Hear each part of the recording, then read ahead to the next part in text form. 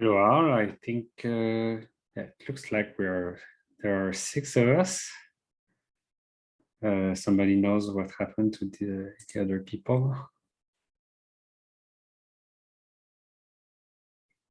Asleep, working.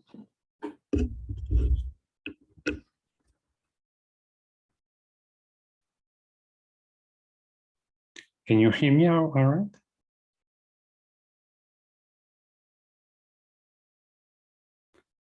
Okay, good. Well, anyways, so they'll have the video. So it means that you're going to have to intervene more often. So let me just create a nice file for today.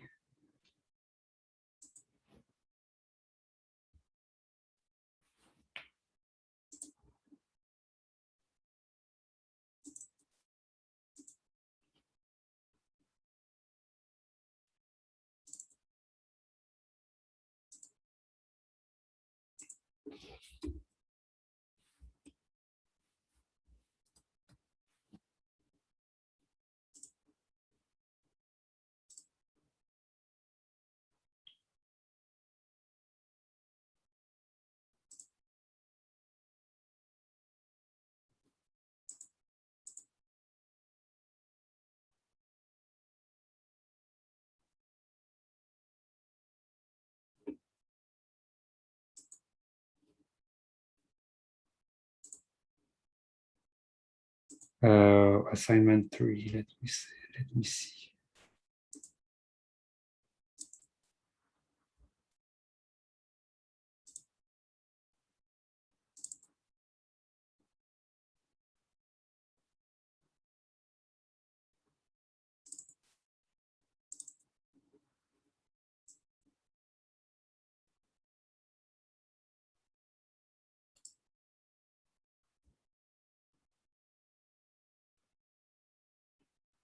Yeah, so I was planning on posting it next week.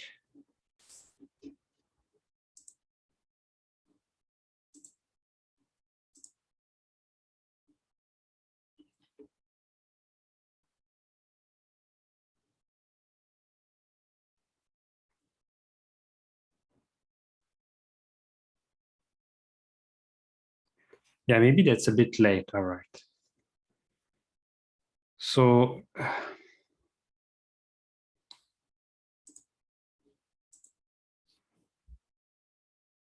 I'm going to think about it. Probably I post it, yeah, on Monday. Like this, you'll have more time to do it.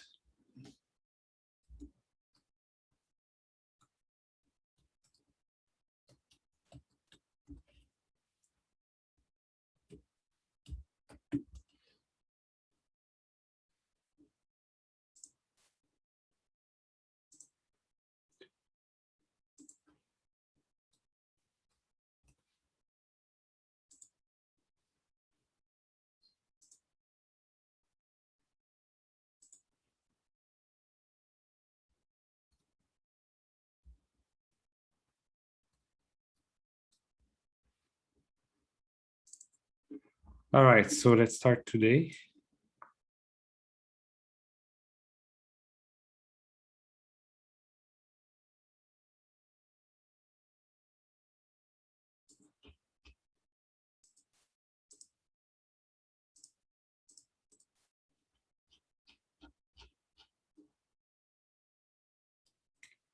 So we had a small quiz last time.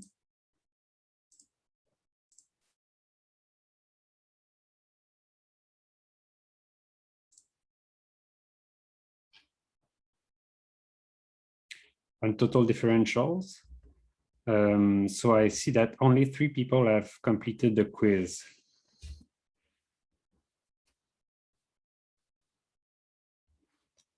Okay, so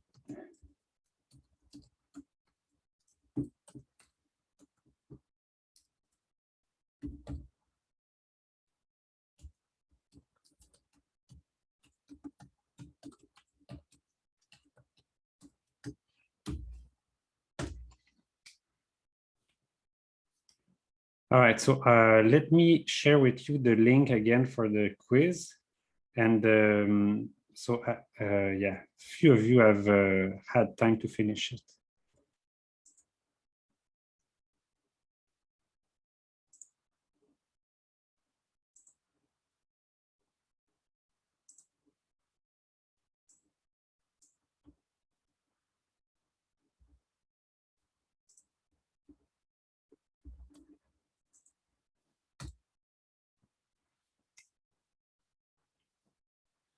So you may try to look at it very briefly and try and do one or two, and then we can correct it together.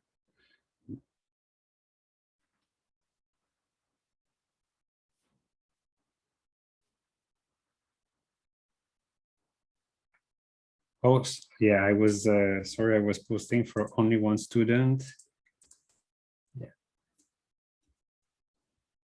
And the thing I wanted to say is,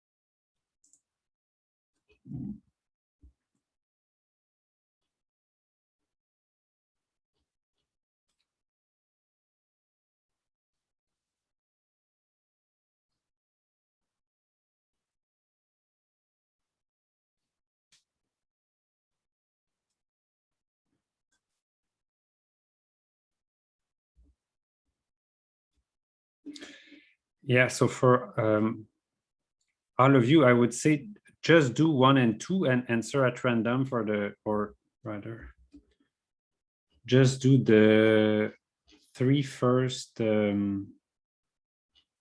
questions. And then the last one, just answer at random because it's a bit harder and we need more time to do it. So, and I'll show you how to do it later on in the class.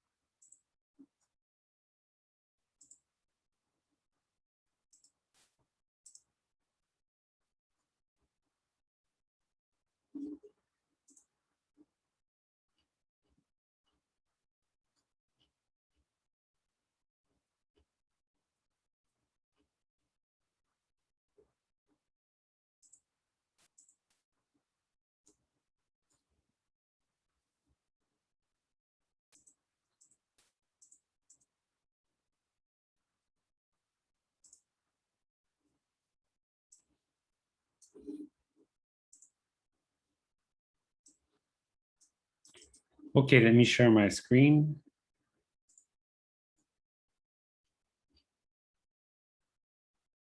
and we'll do it together.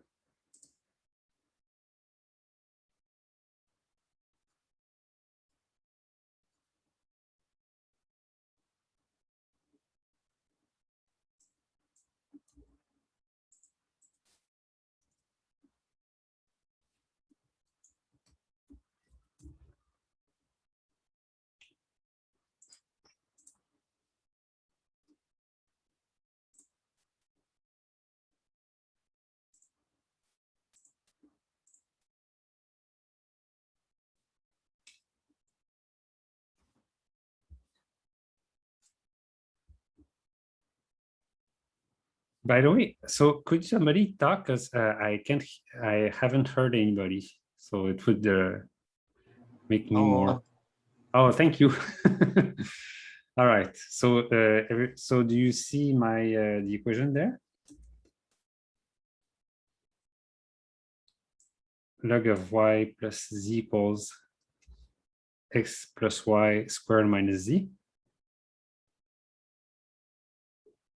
Am I sharing my screen properly? Yes, so we see it. All right. So question is,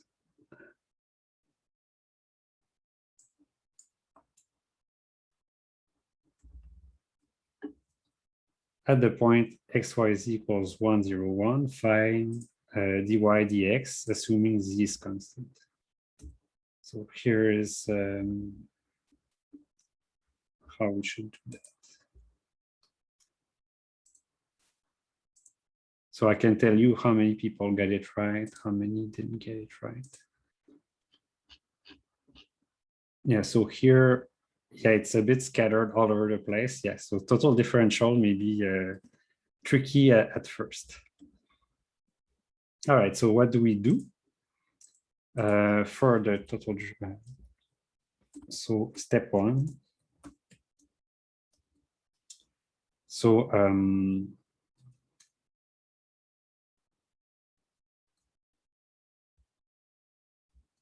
find the total.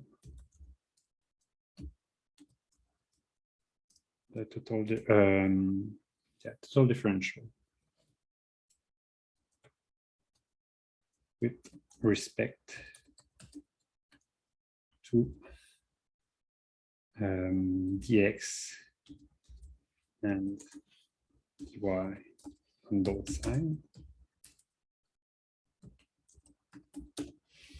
This because we don't really care about z for now. We assume that dz is 0.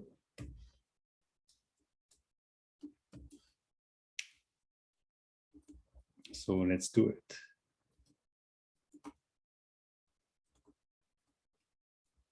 So I have log of y plus z. So if I take a differential of this, I get 1 over y plus z times dy.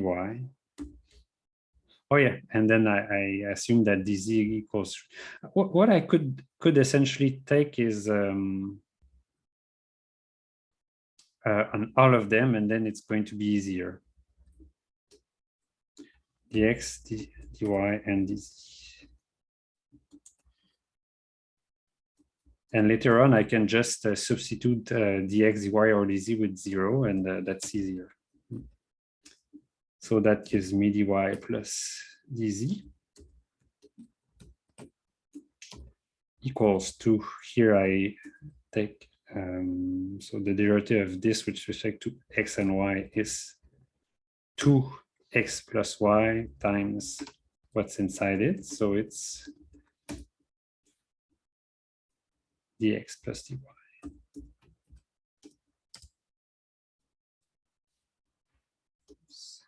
And here I get simply minus dz.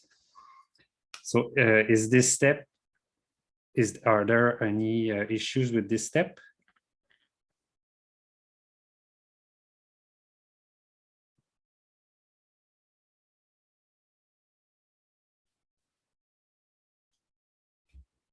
Oh, let me check the chat.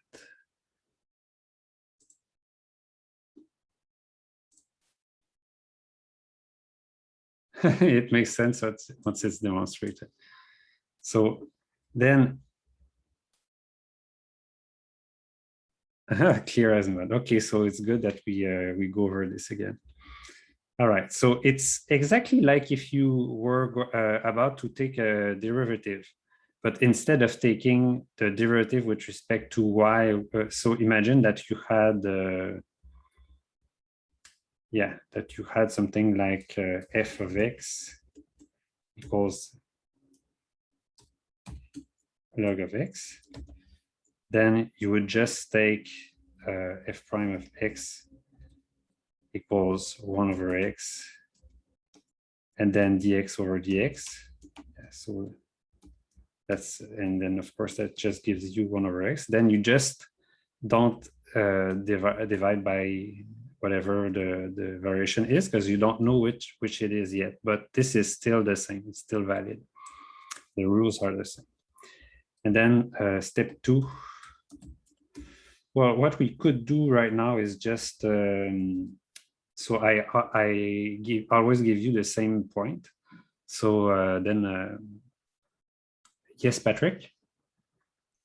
Yeah, like I guess it's hard to do here because we have a ln function and a square function, but I guess to find dy dx in this case, could we just like take all the y's to one side and have x terms and z terms on the other side, and then derive that equation treating z as a constant? Yes, exactly. If you can. So I made it, that's my goal here, was to make something so messy and impossible to isolate. So you could do it for x. If you had, you can do it explicitly for x. But y and z, I don't know how you would do that. It's just No. too complicated. But yeah, that's and the exact point of this is that many times you're going to get something, a weird thing in your economic model, and you cannot do anything with it. Well, here you can. So you can just, if what you care about is derivatives, and you know where you want to take the derivative, so you don't need to explicitly, that's why we say it's, well, we're going to call this the implicit function theorem. So, but great question. That's exactly the point. So step 2, we can just substitute this.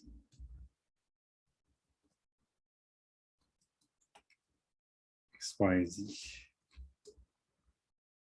equals 101.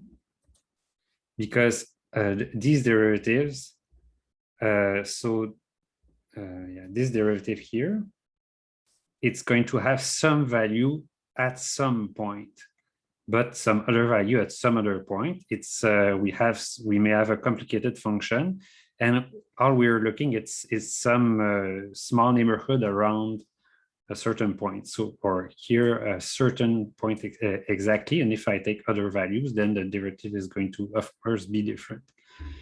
So let's just do that. So I have y equals 0, z equals 1. So this is just 1. X equals 1, y equals 0. So this is 1. Yeah, so that's it. And then step 3, I can do isolate whatever I care about. And you also remove dz since z is constant. Yeah.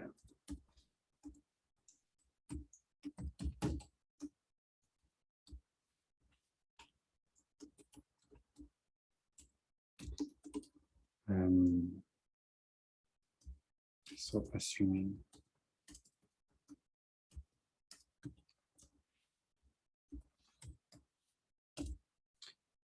all right, so this is 0, and I'm going to have my dy on the left-hand side and the dx on the right-hand side.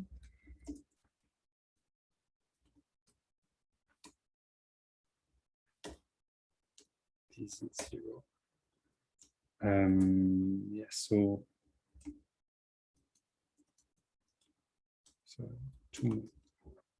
here I'm going to get minus dy equals 2 dx, and then dy over dx equals minus 2. All right, so some of you got it, but yeah, it's so I see that it's not intuitive to do it well the first time. And then the second question was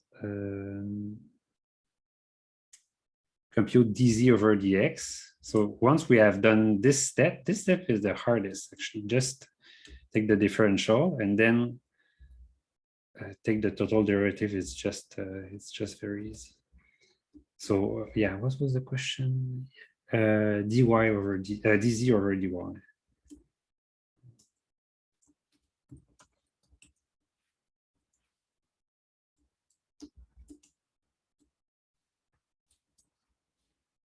So I can just start from here.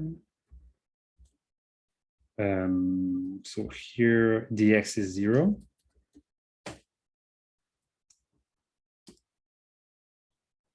And I'm going to have, so 2 dz and dy. So dz over dy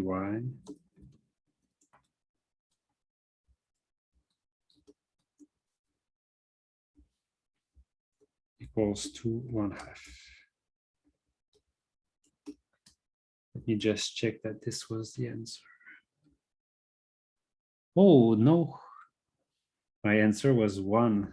So I made a mistake somewhere.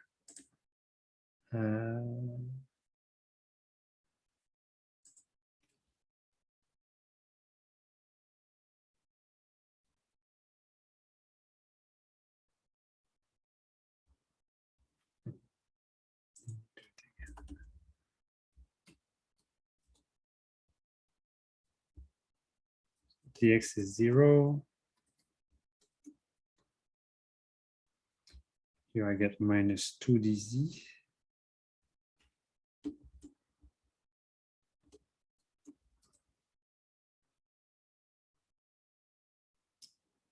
Here I get minus 1 minus dy. Oh yeah, it should be minus 1.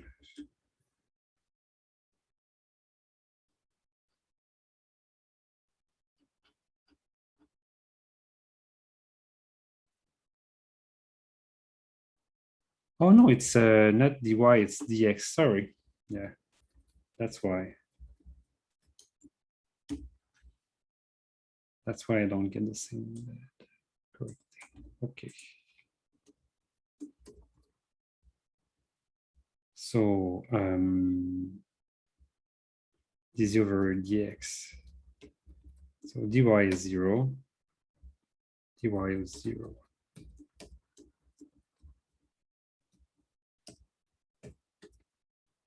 Yeah, that makes more sense. Well, it always makes sense. I just need to answer the right question. So I get 2 dz equals 2 dx. So dz over dx equals 1. And question 3.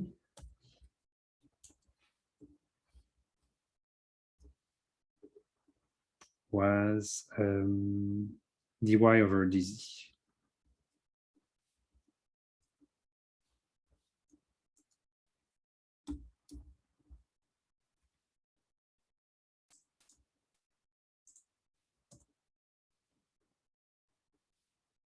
So here I assume that dx is 0.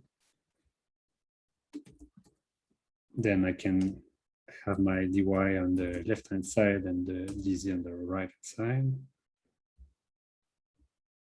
So I'm going to get minus dy here. And minus 2 dz here.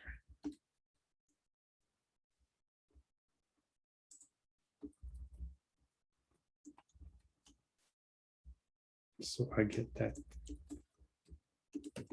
dy over dz equals 2. Yes, that was what I had computed. All right, and the last question, I'm going to leave it to you to do later because I see that there still is some stuff to go through before we continue. Yeah.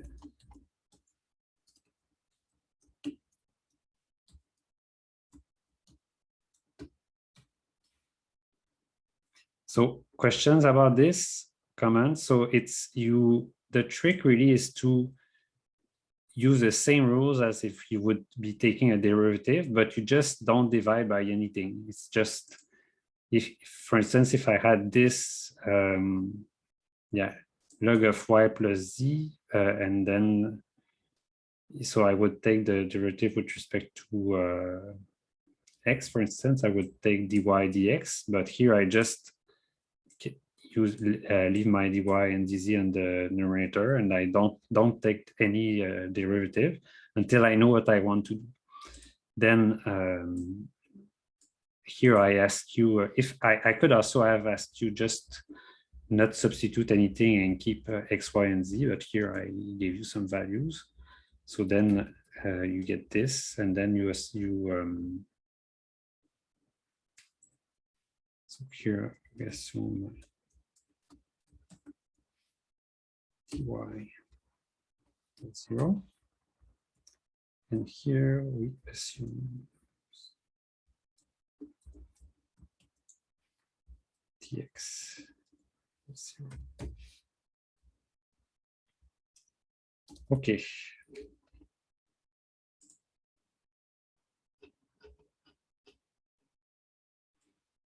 So last point about the total differential. So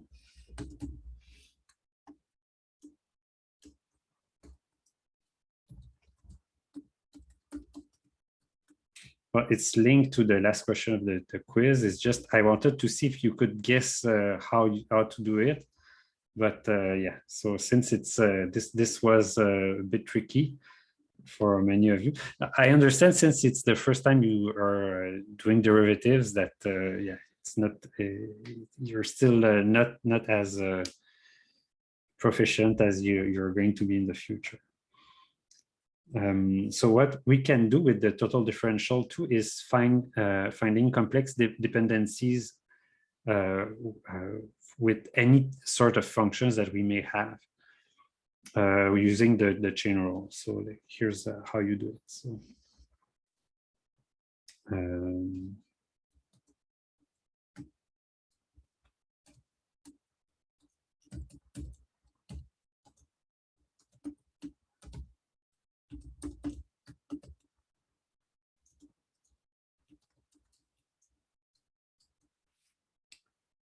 so for instance, yeah, so this is end of quiz. So just so that you're not lost. Okay. So for example, if you have z equals f of x and y, where x is some other function of, so here what you would say is, oh, let me try and find dz dx. That would be the first, the partial difference of, for differential of f with respect to x, and or dz dy, the partial differential with respect to y. But what if x and y are both a function of some other variable? And then what you care about is dz with respect to this other variable. So here what you're going to get is that the impact of some other variable will go through X and through Y. So through the both channels, and you can very easily compute it using the chain rule. So imagine that, so there's this other variable that's Q here that I write, and you write X equals G of Q and Y equals H of Q, for instance. Then you can simply write, we take the total differential of the first of dz, of z.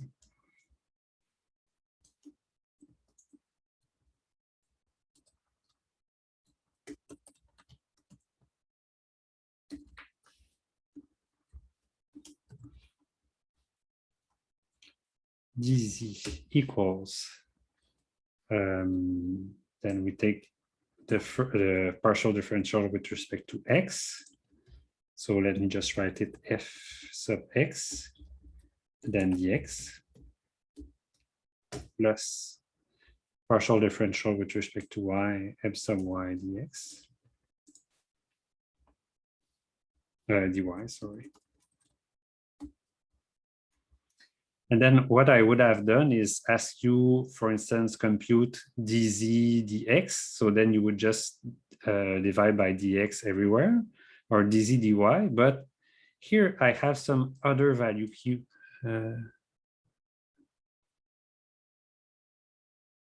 Yes, exactly, Patrick. That's where we're going. So here we care about the impact of Q on Z. So let's divide by Q.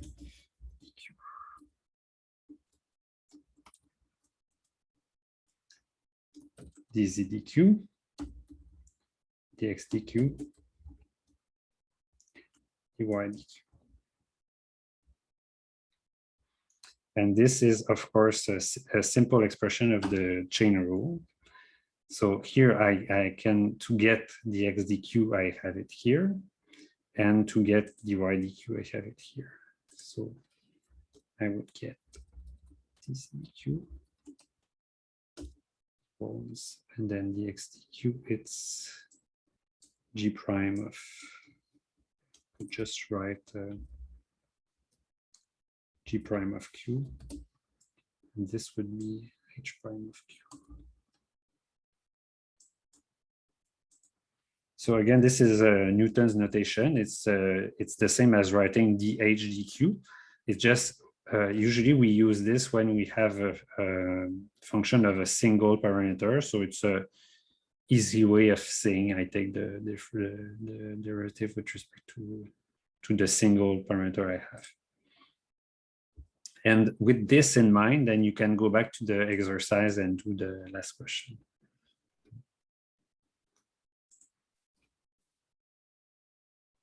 Right, so you see that you can, so these values, dq, dx, they are just some quantity that happens to be very small, but there are just some quantities that you can move around as you like.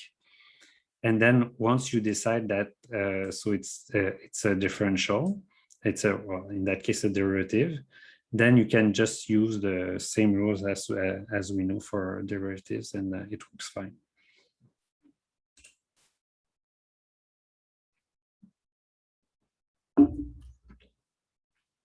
All right. So let me now just formalize a bit what we have learned so far. So let me go ahead. Formalization.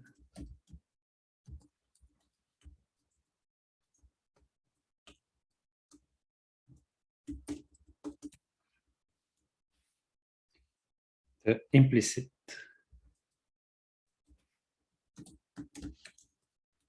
function theorem. So do not get afraid of this theorem. It's really just more, yeah, a formalization of so what you're going to mainly use is the total differential, or using it to take a derivative, this sort of thing. But now this is formalized in a theorem. So let me use the analogy of a map. So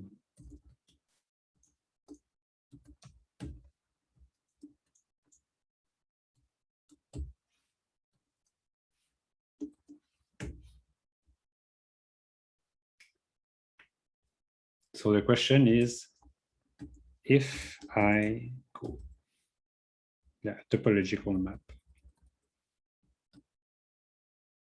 topographical map, I think. If I take a step east, how far should I go north or south to stay at the same altitude?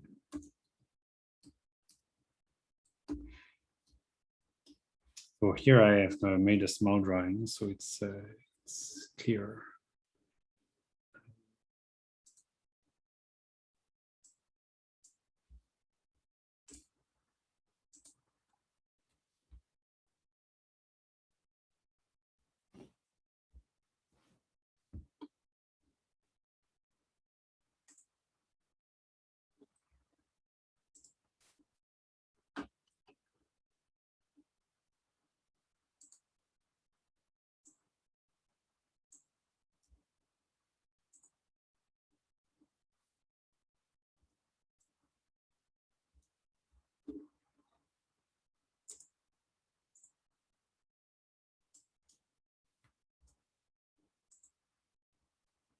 Okay, so here's my analogy for you.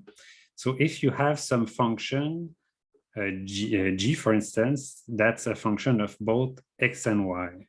So here it would be altitude. That's a function of longitude, latitude, and longitude is this and latitude is here. And then the question is, if you go east, so imagine I start at some point P and I take a step east. Then the question is, should I go, if I want to stay at the same altitude as before, should I go south or should I go north? And then so to answer this, what I need to know is what is the inclination of the terrain. So if the terrain, when I go east, here it looks like it's going down. So it looks like if I go south, it's going back up. So if I take a step in this direction, I'm going down. So if I then take a step up or south, north rather, I'm going to go back to the same altitude as before.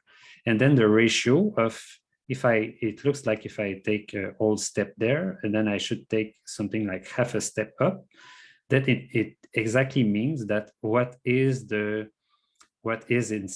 that case, the derivative of the south, north-south direction with respect to the east-west direction, so that I stay at the same altitude. So it's exactly sort of 1/2, because you see it's if I take a tangent line, it looks like it's 1/2. So it's so this is what we mean by implicit function. So the implicit function here is the this level curve there. So if I have a huge function that describes the whole altitude of the terrain, then the implicit function is imagine I take a slice and this is all 100 meters above sea level, then I can draw this implicit function. So this function that describes all the points at the same altitude. And around some point, I can say, oh, what is, for instance, the derivative of this implicit function, which would be here a function in the north-south, east-west plane.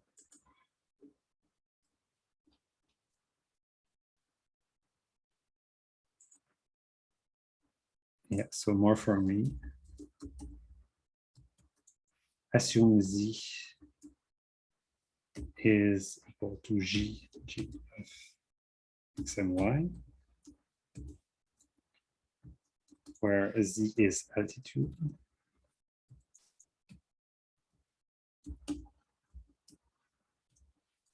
X is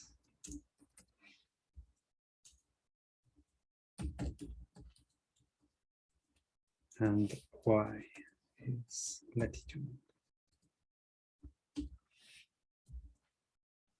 Then this is what everything we've. Okay, so I'm happy. Yeah, I'm happy that you say that. So then let's take the differential. So dz equals to partial of G of X and Y, partial of X. So that's exactly like G sub X times dx plus EG fxy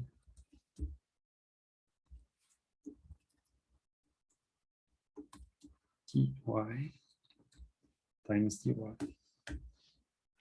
So this, how you would interpret this is, how does a step in the x direction or in the y direction affect the altitude? Well, the step in the x direction affects the altitude through its impact on inclination. So it depends on the slope. So here the slope is the partial of G with respect to x. So if going x goes down, then the G dx is negative. And here, how is going north affecting my altitude? So it depends on dg dy, and here it looks like it's going back up. So probably dg dy is positive. And then the question is, if I take a step east, should I take a step north or south to stay in the same direction? So I just set dz to 0 and compute dy dx. Exactly. So yeah.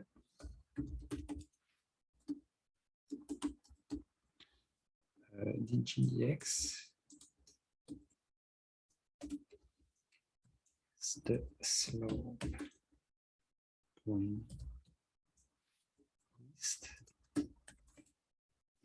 and dgf is the slope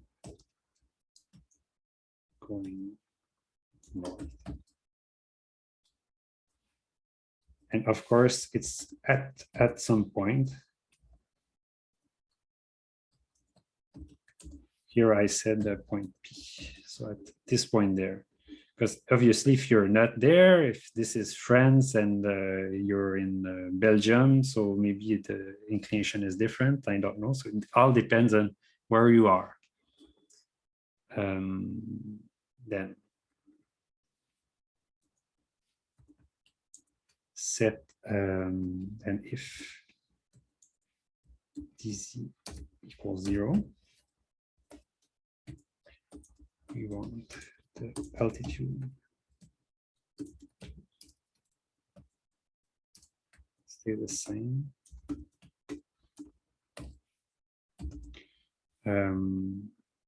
Yeah, so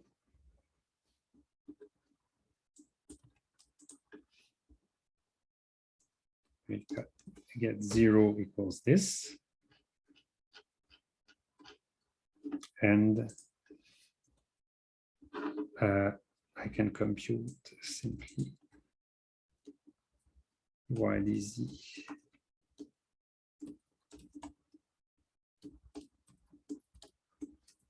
Like this.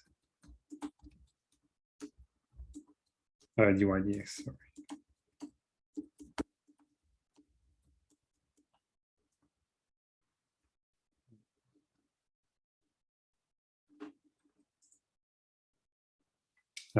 So for instance, assume dg dx equals -1. So gentle slope east.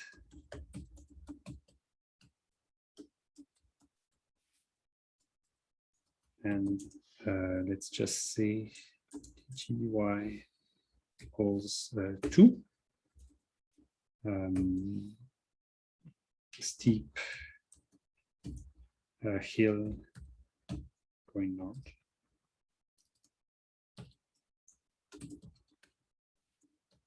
Then I get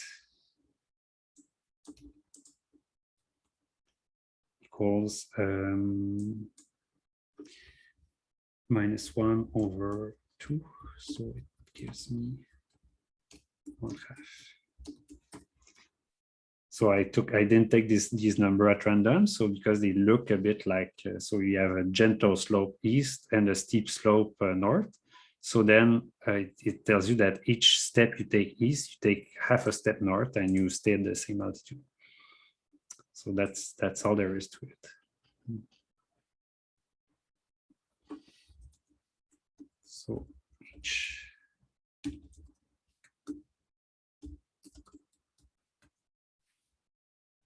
for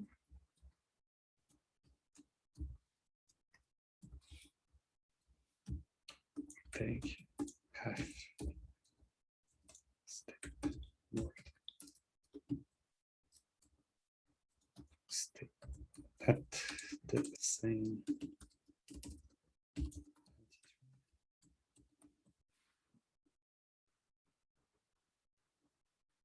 Now a quiz question for you. What if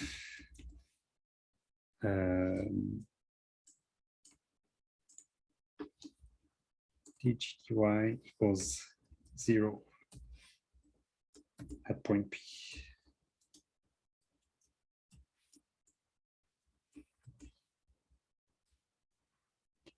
So what's going to happen there? And likely the point is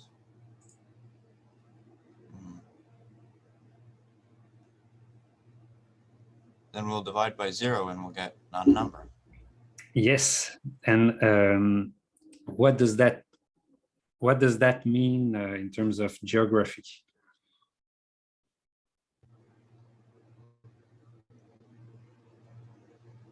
Likely that it's flat in that Yes. axis.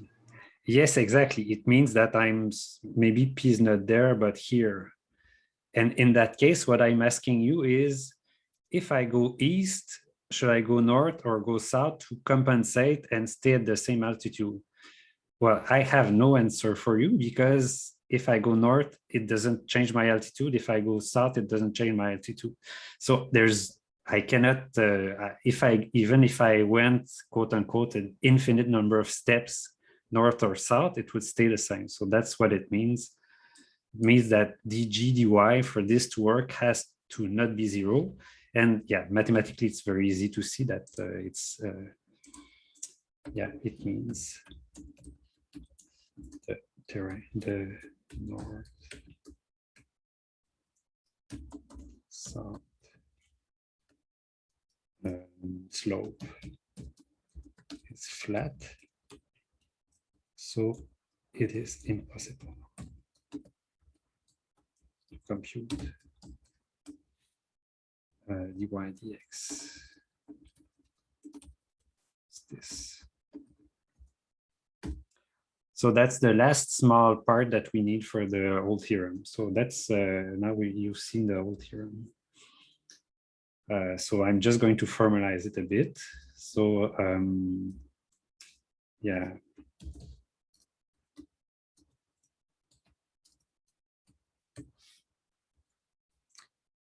Given function f of x, y, z.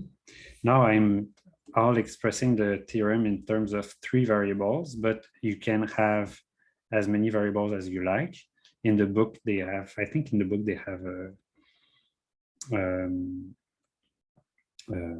yeah, as many variables as we like. So here, what is f? Well, in that case, I have z equals g of x, y. So what I can always do is put g on the other side or z on the other side and get this whole f function equals 0. So it's always possible to put all the terms on one side or the other. And you get this, this is just a nice way to express it. So yeah. For instance, if you could write f of x, y, z equals z minus g of x, y. Yes, it works for any sort of function.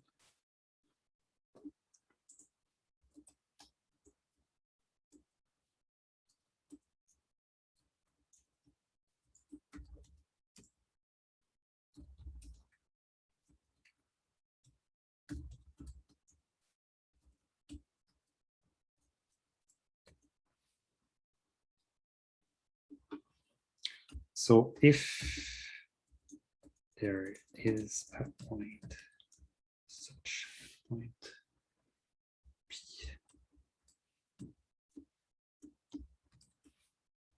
equals, let's just say it's x0, y0, c0, such that, so f of P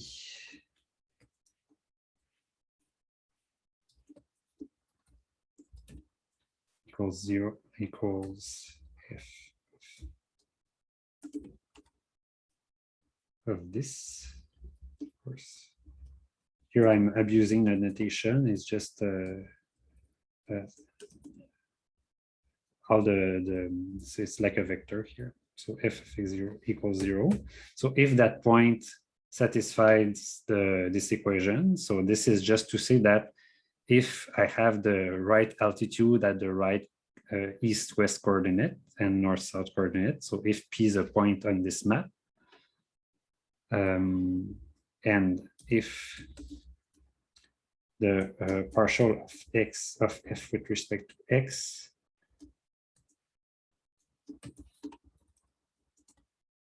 with respect to y,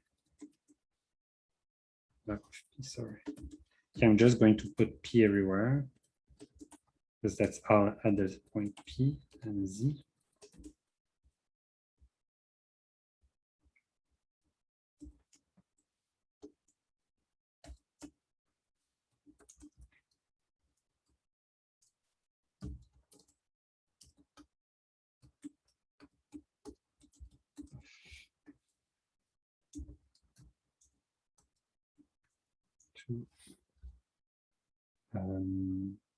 X, Y,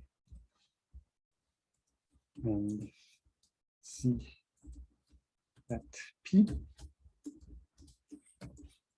And finally, if we care about dy, then if f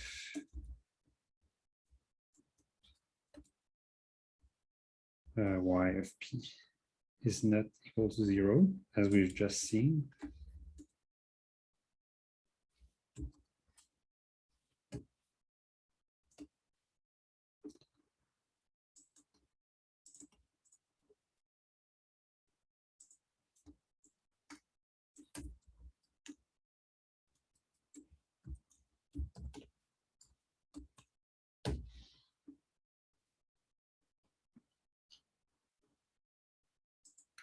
so that's the 3 conditions. So then an implicit function, which we can write y equals small f of x and z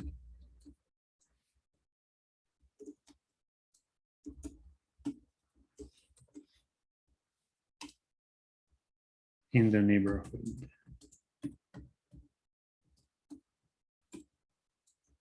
of P. That is, so this is really to put it formally. Yes, so it means that the partial derivative at x0, y0, and z0, it means you can take the partial derivative. So you could always have expression for which there is no partial derivative. So yeah, you need partial derivatives for that to work.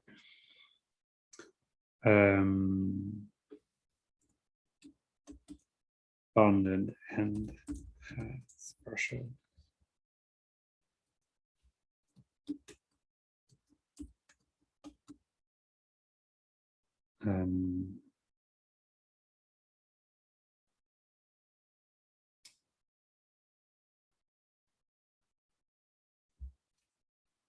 Exist.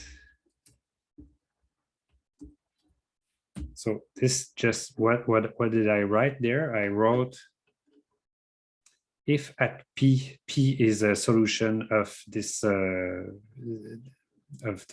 if P is a point where the altitude is really the altitude at Z and at X and Y. And if you have partial derivatives of everything, and if you're not stuck here, for instance, then you have a function y of y a function of x, for instance. If you're here, the only thing is you don't have a function because you don't have a single value for y in terms of x because it's vertical. So that's the only thing that there is to it.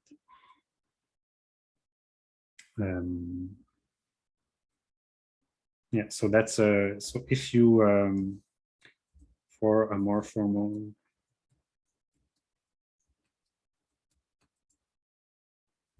you can look at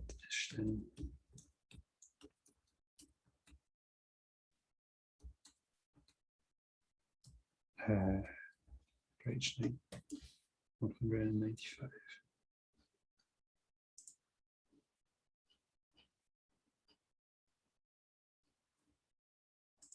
But so so it goes a bit more into detail, but basically that's the ideas are there. All you need is that f has partial derivatives at p, and that the partial of y is not zero, and then you can have a implicit function y. Then let's go to other advantages. Yeah, so this we've said it. Yeah. All right. So one application. Consumer problem.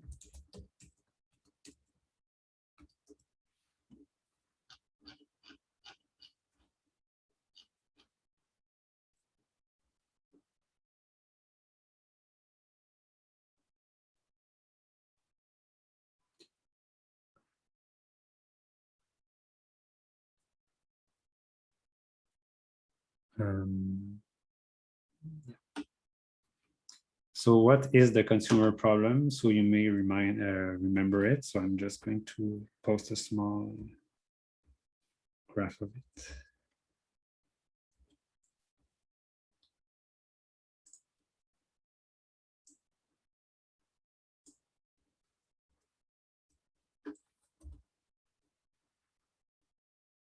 So you remember this?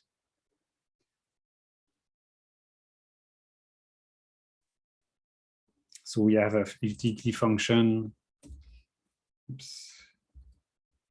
Let me put this smaller.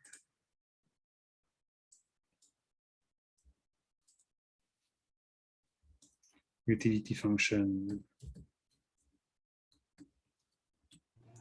Isn't this related to contour lines in general? To what?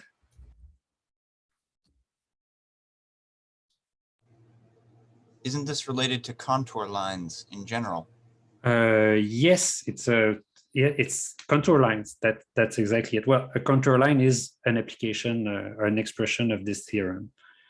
Yes, exactly.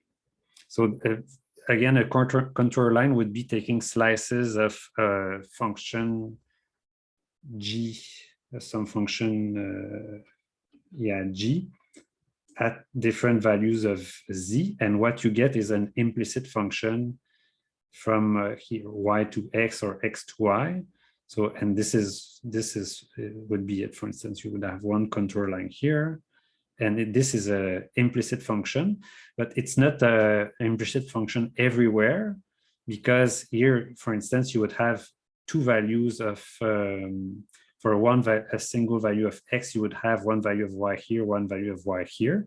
So this is why we're saying that it's an implicit function in the neighborhood of some point that I choose.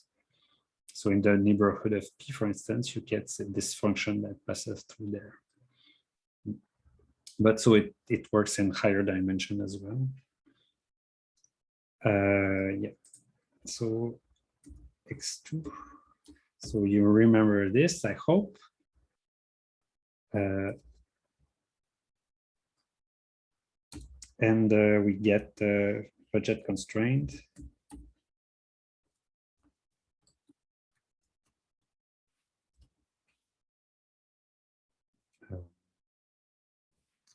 P1, x1. Here I'm just going to write it equal. So P2, x2 equals n.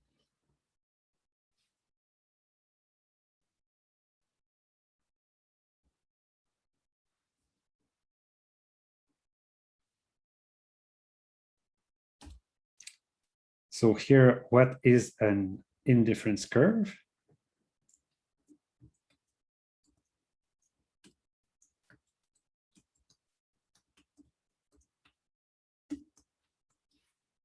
Question for you.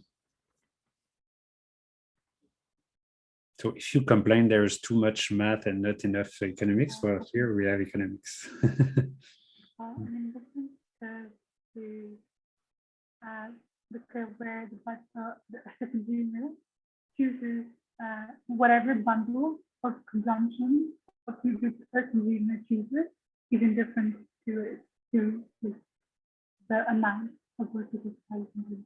I'm sorry, the sound is not very clear.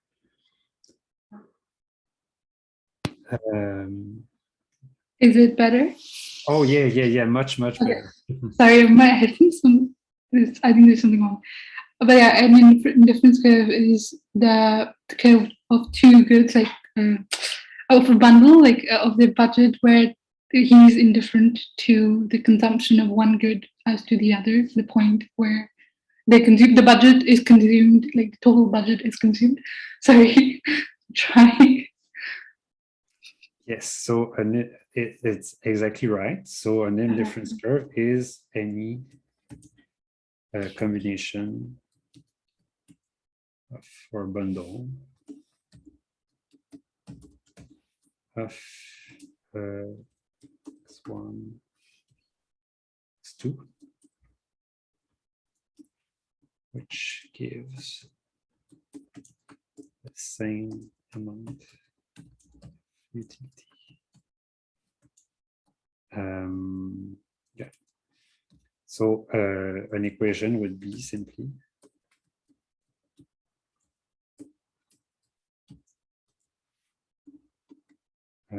U equals some, let's just say U bar here.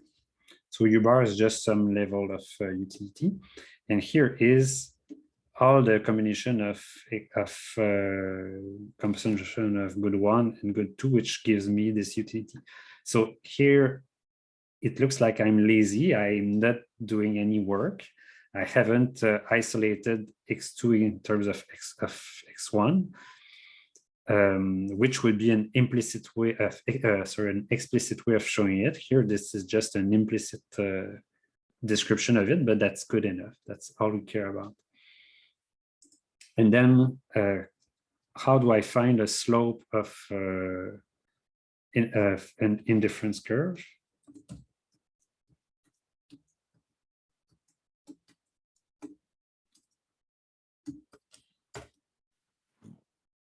Somebody has an idea? It might be related to what we were talking about earlier.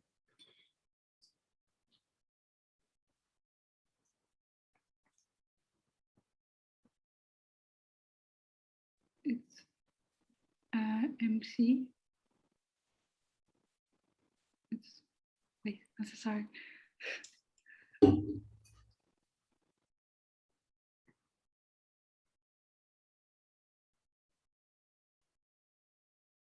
Yes, so Isaac, you got it exactly right. So indifference curve is just a contour line, because this utility is just like altitude, basically.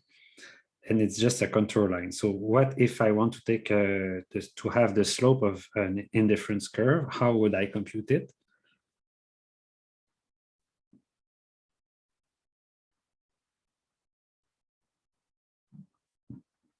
MRS, marginal rate of substitution. So derivative of one. Oh, sorry. So MRS, the derivative of one good with respect to the other. Yes, such that the utility is the same. Yes, Right. but so is there, so about what we've been talking previously. So what would,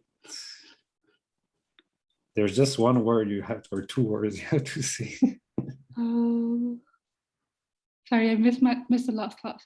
I'm not sure. Oh, okay. Oh, you missed last class. Oh, sorry. That would make it more complicated then. But what we've been talking previously in this class. I have no idea. So I actually need to have a conversation with you after class. It's going to be a difficult conversation to have. So all right. So we can have. So I think is someone else can answer, hopefully. Yeah. So okay. So let's go ahead. So the slope of an indifference curve. So you just need take the total differential. So that's it. That's the only thing you have to do. So you have u.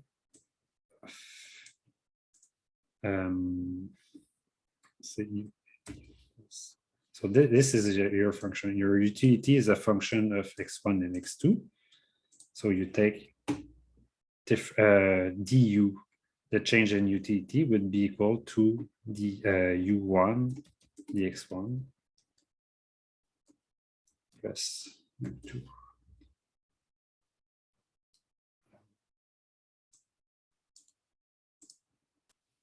dx2.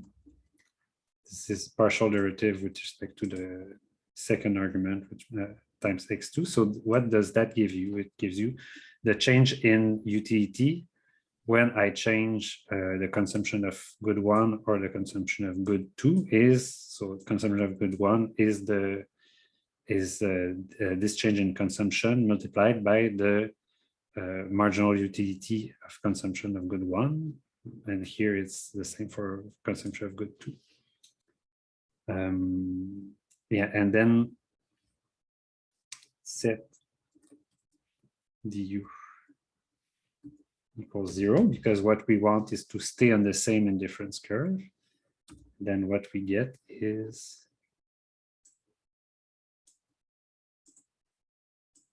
0 equals u1 dx1 plus u2 dx2. So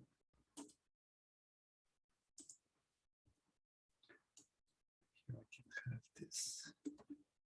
dx2 will be equal to minus u1 dx1 and dx2 dx1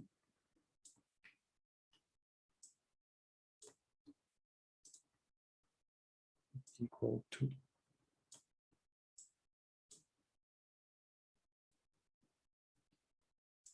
minus u1 over u2. So this is the slope of an indifference curve. And yeah, rather and sometimes, so here's how I wrote it. So sometimes you're going to see it this way. So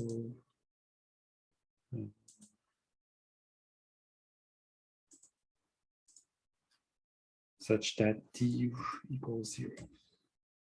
Here, what this means here is the change in x2 following a change in x1, such that whatever condition here is respected. So here is under the constraint that du equals 0. Yeah, so and this, maybe you remember this from previous classes. So this is a, this is just marginal, yeah. So it's equal to what? Marginal.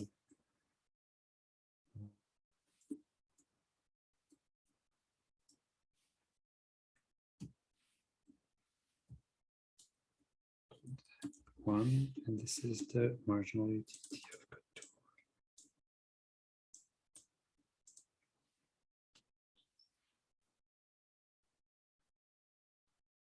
2. Yes, so this is how you do it. And then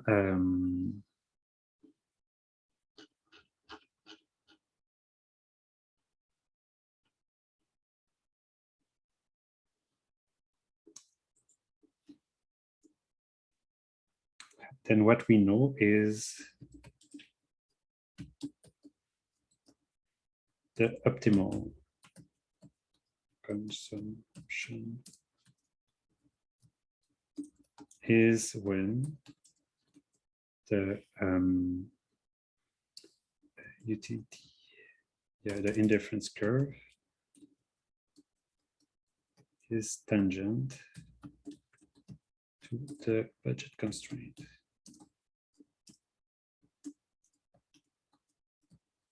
Or you may have seen budget line.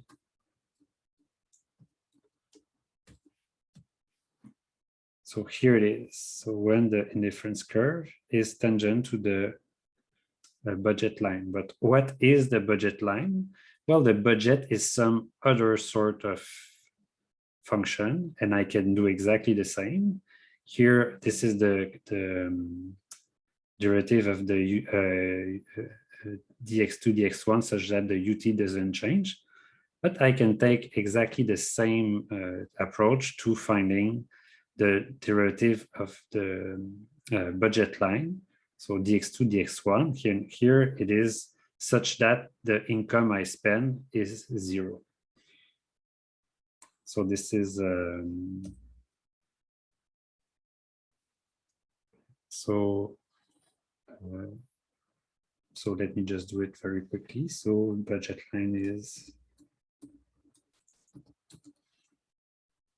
M equals, yeah, I have it here, right? P1 x1 plus P2 x2. So total.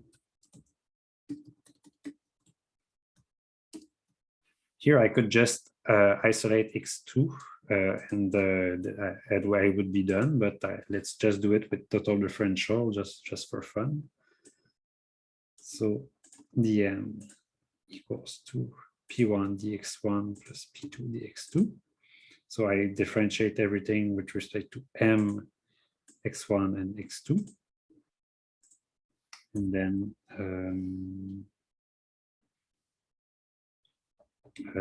yeah, then set dm equals 0. So I get this. And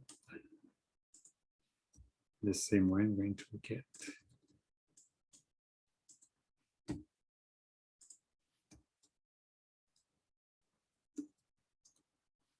dx2, dx1 minus P1 over P2.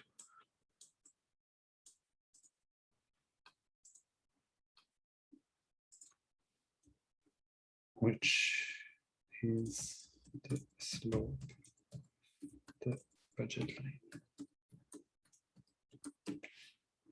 And here I can do the same and write such that Tn equals 0. So let me just vertical line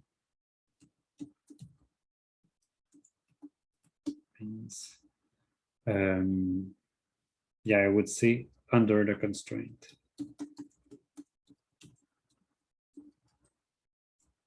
That here, equals 0. Here means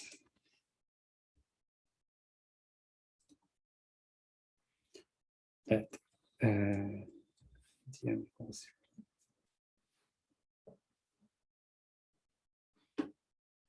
0. And then I'm done basically. So optimal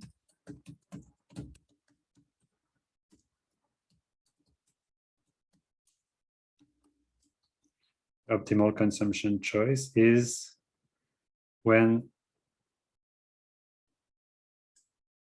change in consumption 2 over consumption 1 such that the utility stays the same is the same as the change such that the income stays the same. So this is minus U1 over U2, and this is minus P1 over P2. So I have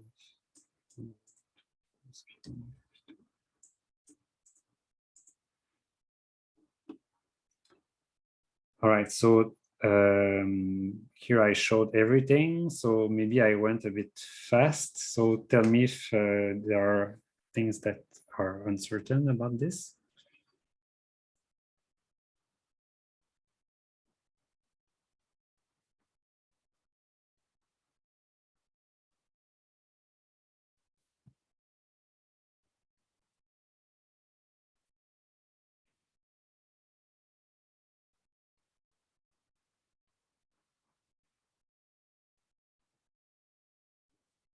No, we're good.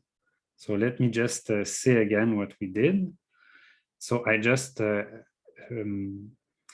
applied the total differential to describe or the solution of the consumer problem. So it's essentially so why is the consumption optimal when the slope is the same as the slope of an indifference curve is the same as the slope of a budget line? Well, it is because if it were not, so if, for instance, the person was consuming here and the slope of the indifference curve was like this, then it would be possible for the person to reorganize the consumption of good 1 and good 2. And basically, for instance, move in this direction such that the utility stays the same, but there is excess money that is not spent because I'm no longer on my budget line. So that's why the only way to know that the person is at the optimum is a place where the indifference curve is tangent to the budget line. And then what I did is just said, okay, so let's take the total derivative of the budget line. I get this, and sorry, of the utility function, and then the total derivative of the budget line. I get this.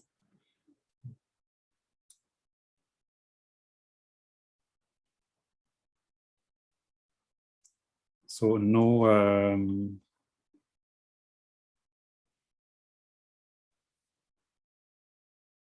No question. Okay, I thought this would be hard. Usually when there are no questions, it's because either it's super simple or it's too complicated and people are completely confused. So, well, okay, so what if we just take a break and so if you have questions, then you can come back to me. Otherwise, so that's it for the for total differential, and then we can start the last chapter, which is optimization.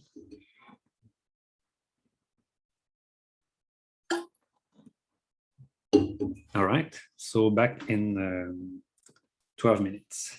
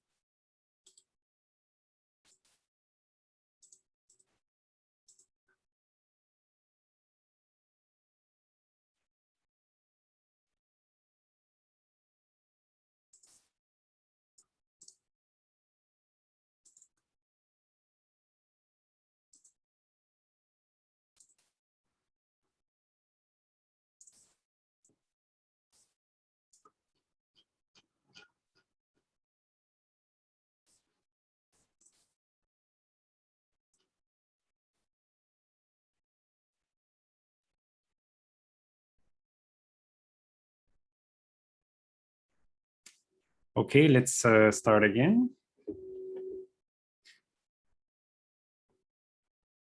So any questions on what we've seen previously?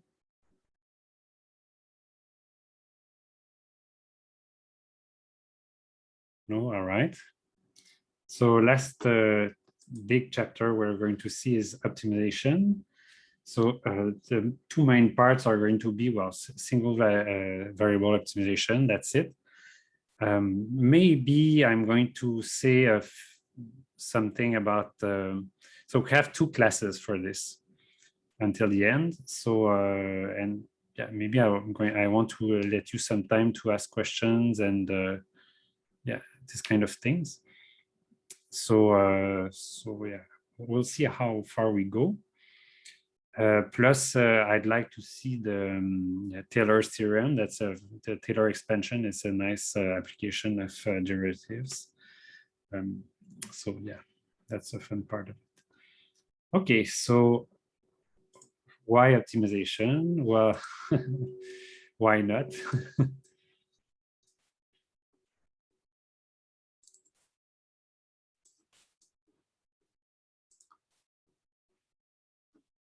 Yeah, so what I could say is it's the core of economics.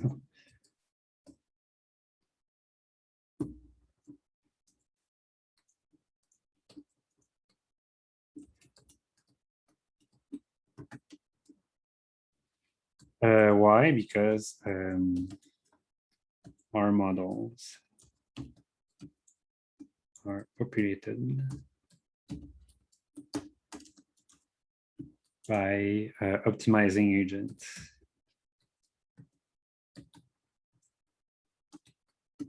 Oh yeah, and so why do we see this now? What's the link with the next class?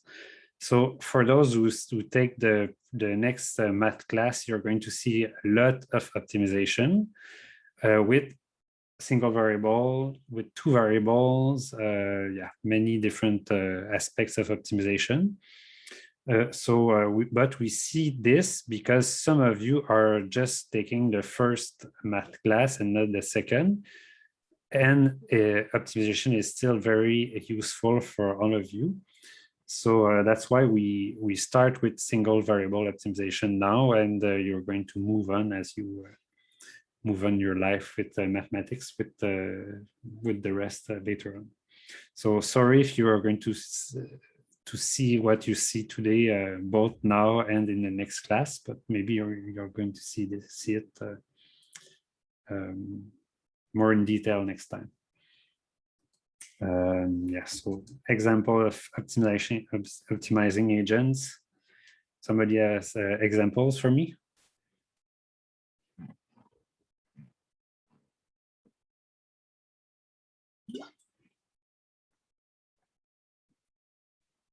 Yes. Consumers maximizing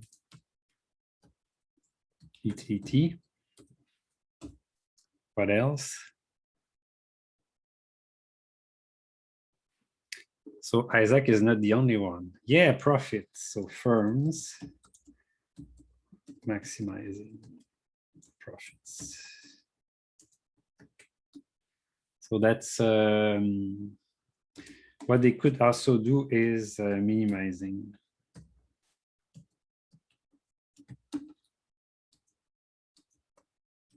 As well. So optimization is either maximization or minimization. All right. So here we're going to start with a lot of definitions. So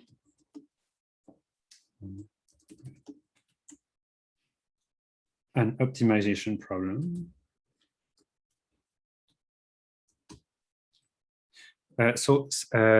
Just a show of hand or say it in the chat. So who has seen a bit of optimization in the past and who has not seen that at all? As in yes. Meh, yes. Yes. Yes, min-maxing, kind of. Yeah.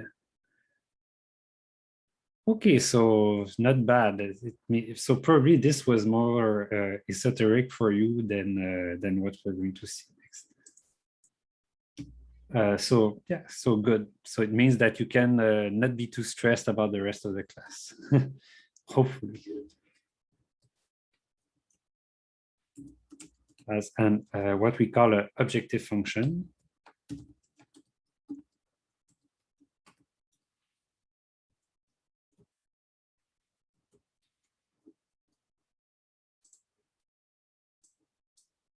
Yeah, so we're going to define a bunch of terms. I hope that these definitions or these concepts are close to what you have seen before. So what is the goal? So finding a minimum or a maximum called extrema. So extremum is either a minimum or a maximum. The extreme values can be local or global.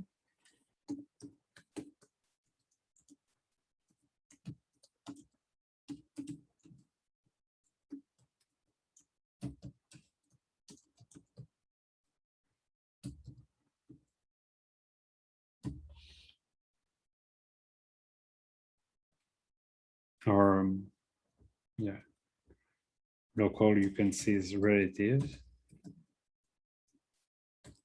or global you could see it's absolute. And finding well, if you have a simple function, it's easy to know if it's the absolute or just a local maximum or minimum.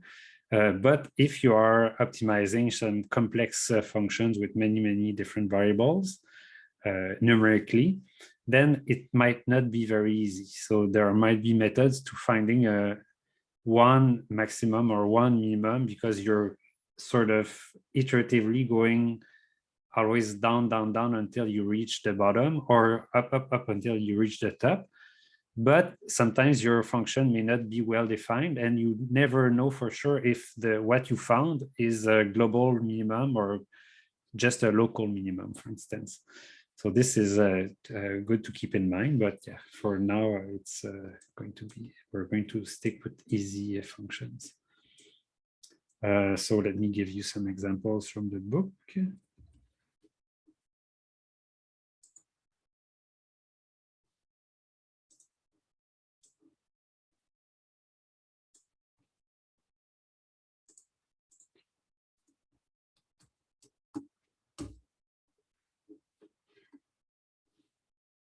So let's consider each graph. So A, this is a bit large.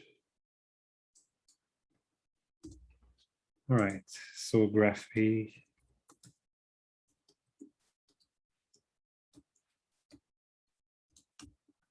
We have points A, B, and C are what?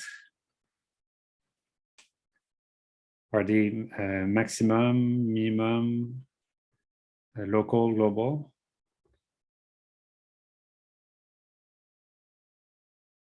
So you imagine that this goes on forever on that side.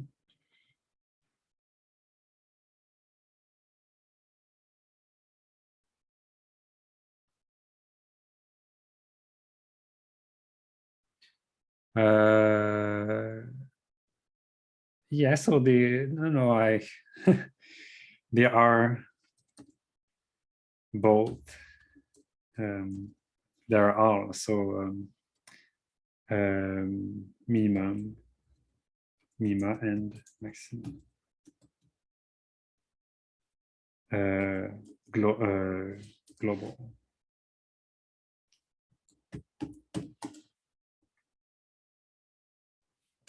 Why? Because they are the highest value that this function can take.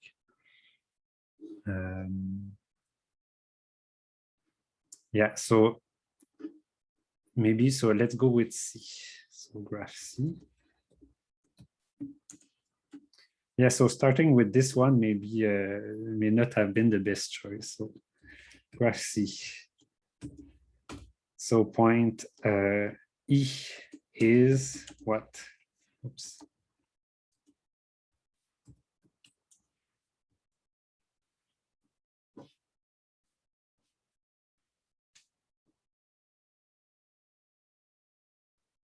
Yeah, local maximum. So that's that's more that's a better strategy. Point F is a local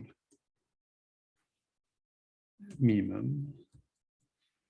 Why? Because here it can well, you don't know if the function stops here, then it's also a global minimum because the function never goes below f. So, but if the function goes, yeah, so it's either local or.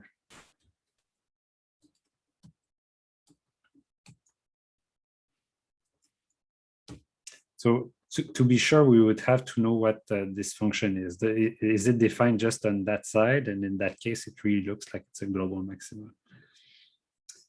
Graph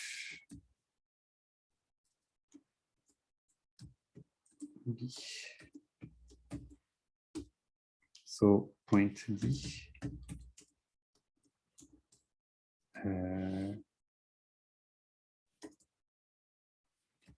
is a yeah, global maximum. Why? Because it looks like it stops here.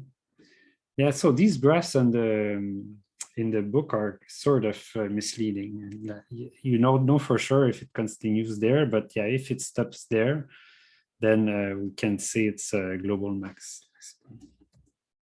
If domain is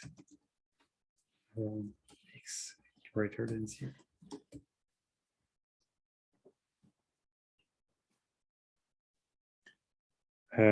Yeah, and these are just if the only value of the function is the same everywhere, so they are all global minima and maximum.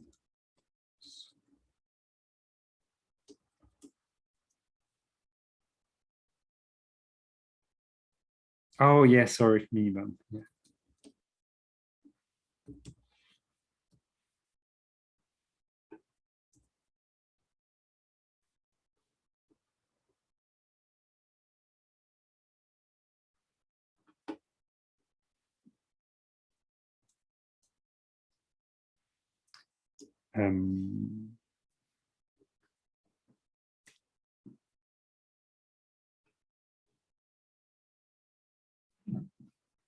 Then what can we know about what happens at a local minimum or global minimum?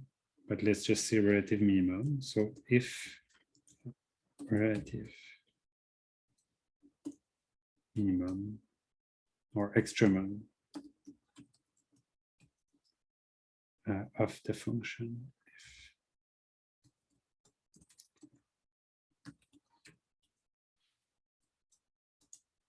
occurs at x0, then either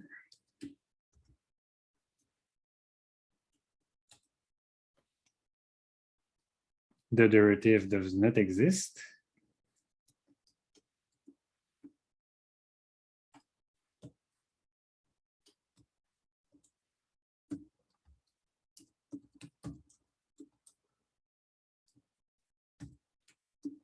or 2, the derivative exists and yeah, it is equal to 0. So what do I mean by this? Let me show it to you.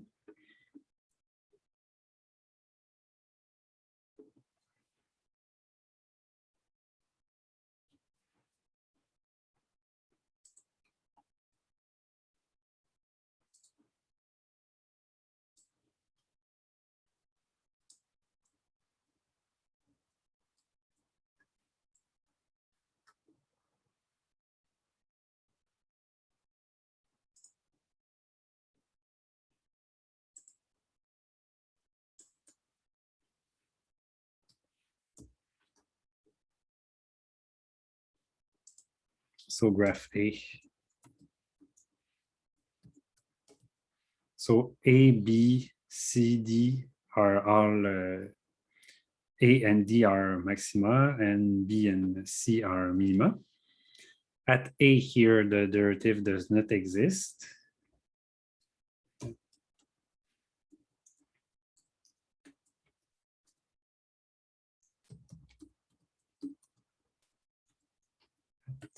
A. And do not exist. And graph B, so the derivatives at C and exist and are 0. So that's the condition. And in this case, in this case, the derivative at B and C exists, it is 0. At A, it doesn't exist because the function stops here. At D, it doesn't exist, the function stops here. Here at E and F, it exists and is equal to 0. So it's either you don't have a derivative, or if you do, then, and you're going to guess. So my guess is that with the maximum and minimum you have seen in the past, so this was the case that you were looking at mostly. And it's no different here. We're going to mostly look at the case of a nice smooth function. By the way, smooth means that I can take the derivative everywhere. So I'm going to define what smooth is later on, but it's continuous and with a derivative everywhere. So this would be the case that interests us, or in this case, C and D. And here you see that there are additional signs there. So we're going to say a bit more about this.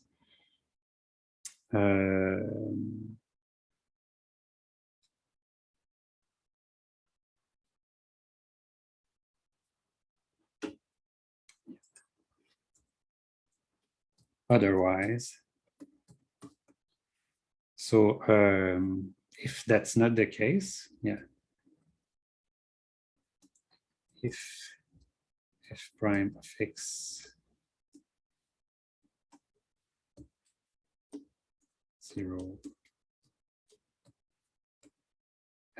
exists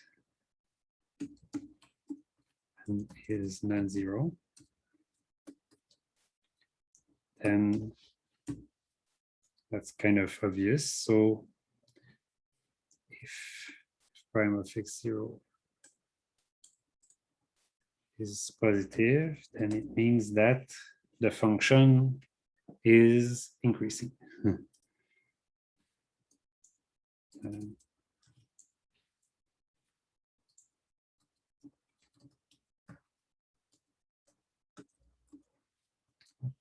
X0, and if prime of x0 is smaller than 0, then the function decreases. So so that minimum or a maximum, because if you move to, so if it increases, for instance, then it means that if you move to the right of the point, then you get a higher point, so you don't have a maximum, and this and the same for minimum. If you don't have a minimum, because you could move to the left. Same here, if it decreases, then you can move to the right and get a smaller value, or the left and get a larger value. So in any case, you can get a minimum or a maximum. So what do we need? We need to test for the first derivative. So the trick, yeah, to test for a minimum or a maximum. It's called the first derivative test. So all you have to do is take the first derivative and check if it is 0. So you know that if it is 0, then you get an extremum, which may be a minimum or a maximum.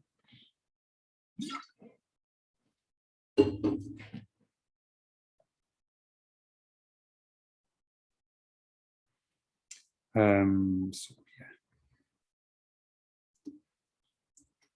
if the first derivative of a function of x at x0 is 0, so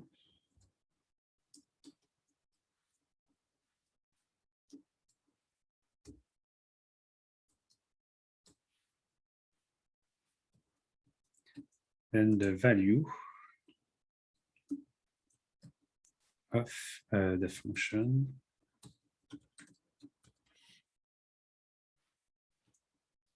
at x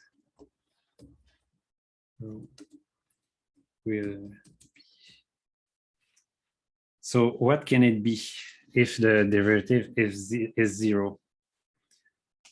So can it be a maximum?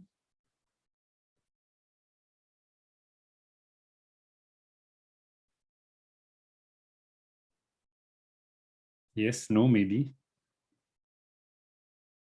Yes, it can also be a minimum. Does it have to be either a minimum or a maximum?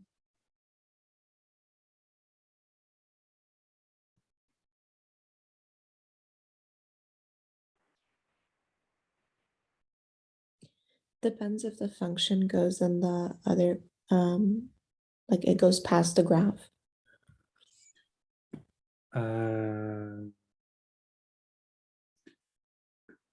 What do you mean exactly?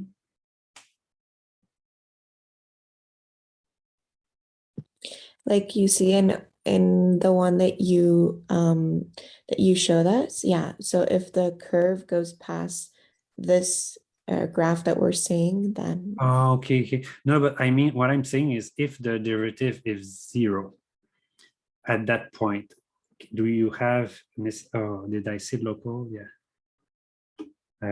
So yeah, local maximum, local minimum, and then I'm asking, can it be a local something else? This is a sort of a trick question, or not a trick question, but you think carefully. Because here, if you look at this graph, it really looks like it can only be a local minimum or a local maximum, right?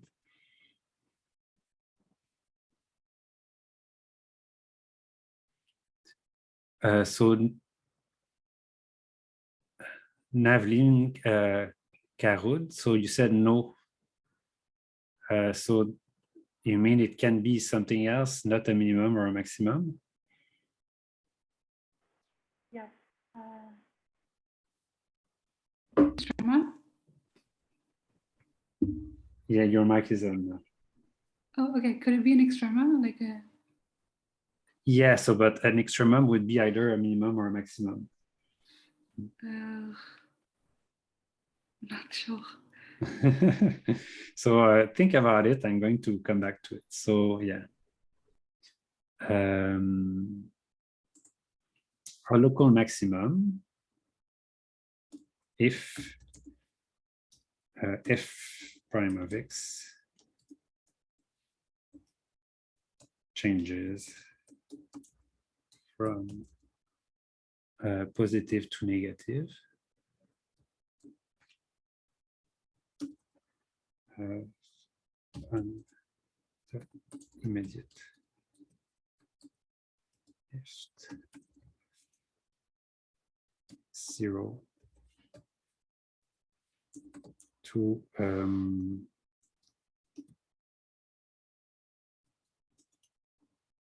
negative.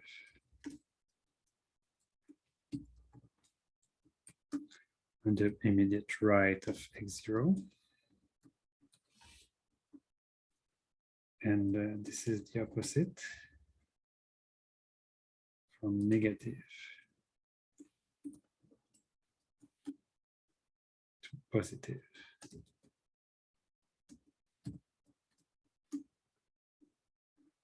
So why did I write this? Well, so that's the first case. If on the immediate left of x0, so if x2 is x0, if you have, if the derivative is positive, so it means the function is going up, and just on the right, the function is going down, then you know that that was a local maximum. If rather the function is increasing on the immediate right and decreasing on the immediate left, then you know that it was a local minimum. But there could be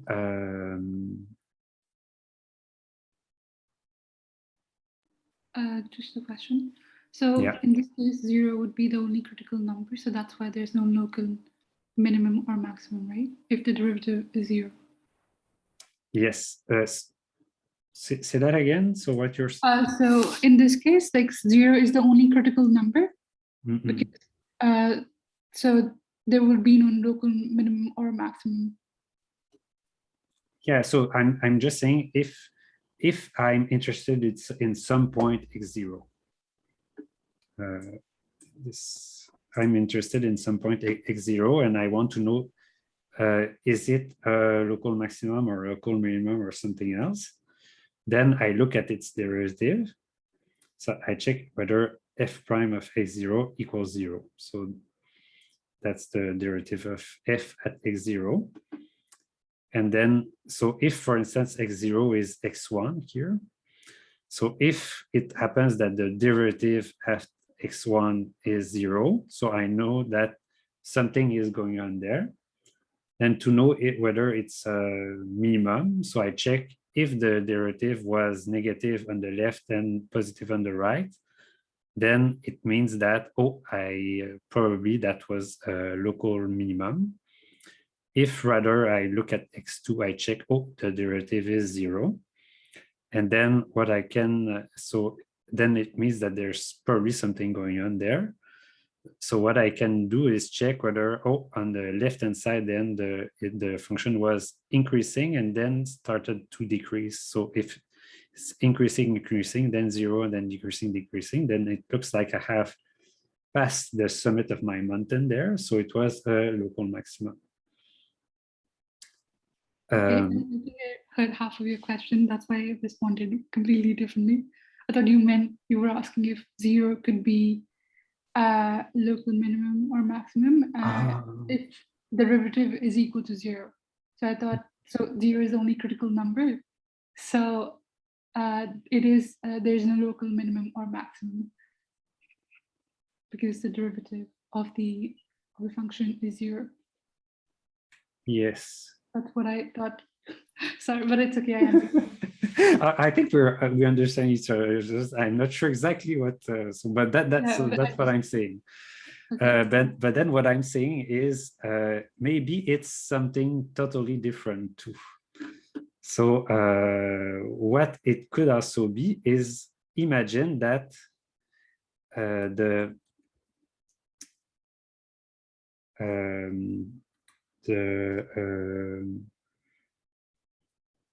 so nobody has a clue if it's if it can be something else.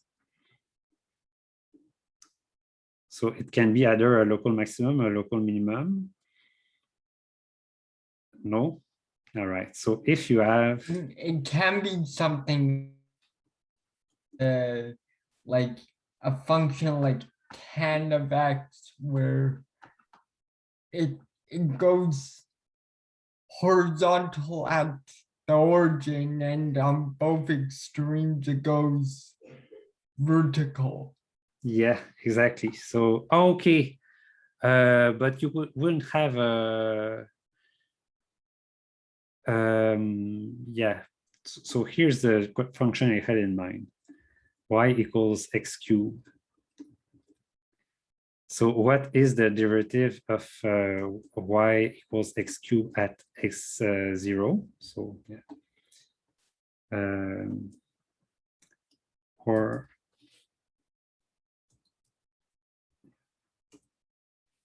something else. Y equals x cubed. So it looks like this.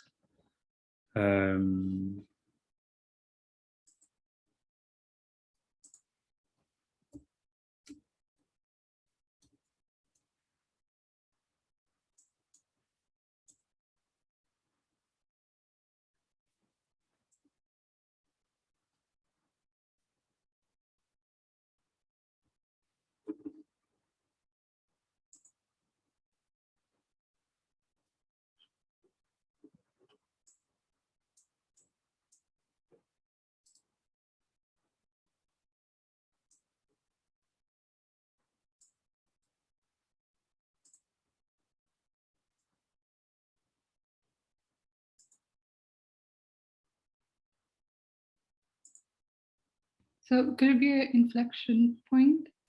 Here? Yes, exactly. Exactly. That was so. Then what happens? So an inflection point.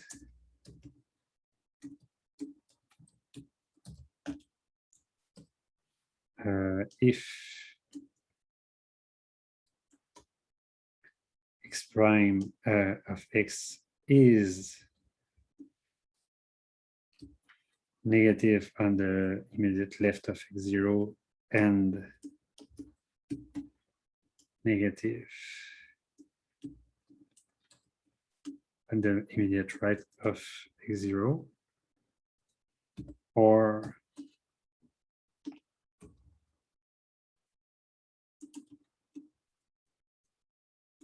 in that case, x prime of x is positive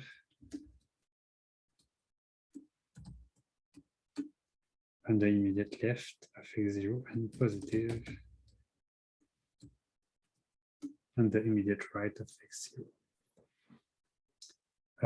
Yeah, so these are all the cases. So that's strange, no? It means that, so being very precise is it's not like, oh, the derivative is 0, therefore I'm done. No. So sometimes you can have extrema with no derivatives, like here A or B, there's a kink there, so you cannot take the derivative. Or sometimes you can have places where the derivative is 0, but you don't have an extrema. So you have to be careful when you look at the problems where you're looking at. Of course, in economics, we're going to always make sure, or most of the time, make sure that the problems are well defined. So if, for instance, it's a consumer that wants to maximize his or her utility, then you're going to have some function for which you can find a maximum. Otherwise, the problem wouldn't make sense. Yeah. So that's it. So this is an inflation point. So I'm going to say inflation point, local minimum, and local maximum.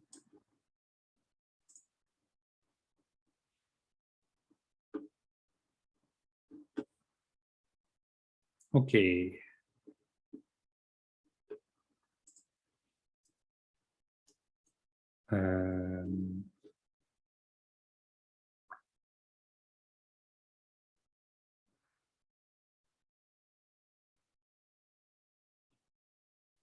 I'm looking for what I wanted to write next.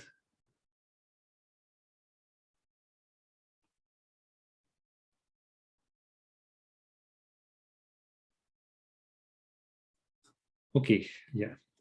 So next term, so we're still defining term, stationary point. So it's not my goal is not to ask you definitions in the exam, but it's to make sure that if I use some term you know what I'm talking about, so you understand the questions I'm asking correctly. So it's the same thing. You have to know what the terms are. Yeah. So I'm not giving you these terms for nothing. They're terms that will help you later on. So if f prime of x, oops,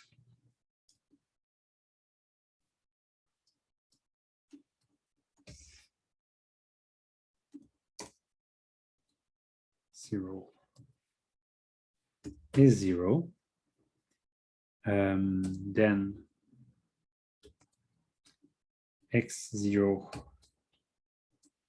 is called a critical value,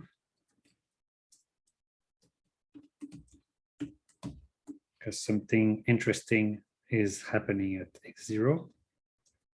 So let me bold. And we're going to say that f prime of x0, so sorry, f of x0, so the value of that function there, or here, for instance, the value at c or at d in terms of y, is going to be called a stationary value.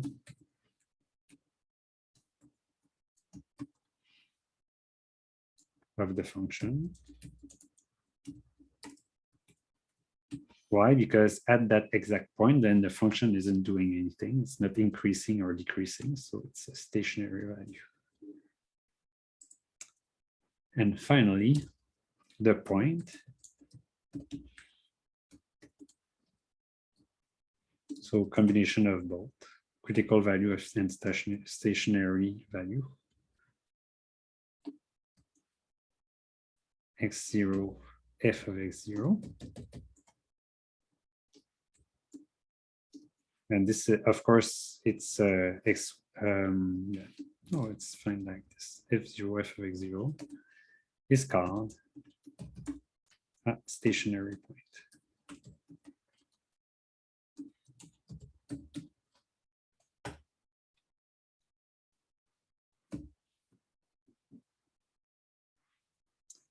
And now, so for a local extremum,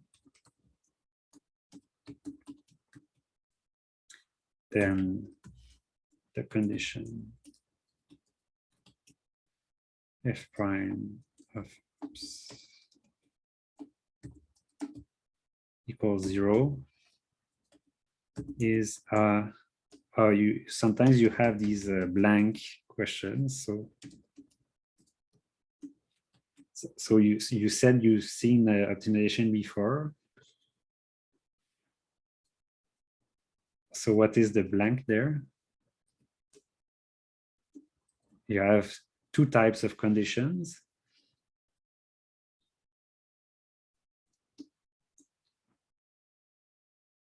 Oh, 10x is good too. Yeah.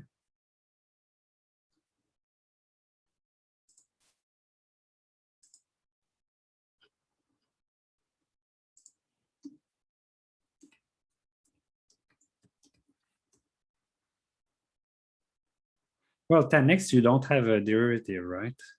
I mean, you never have a point where the derivative is 0.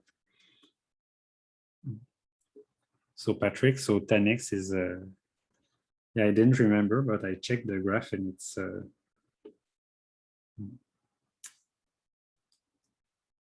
so you don't remember this? It's called necessary.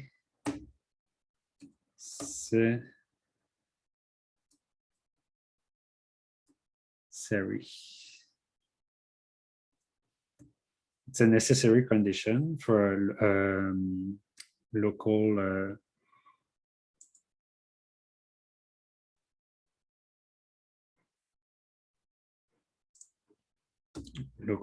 extremum.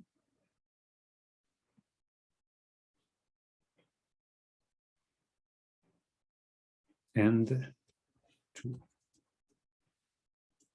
given condition 1.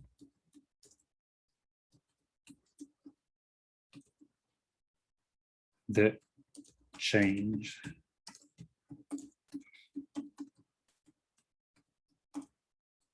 sign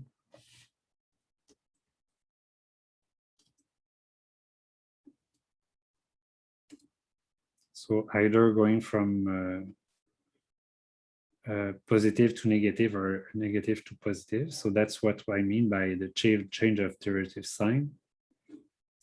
Serve as a sufficient condition for a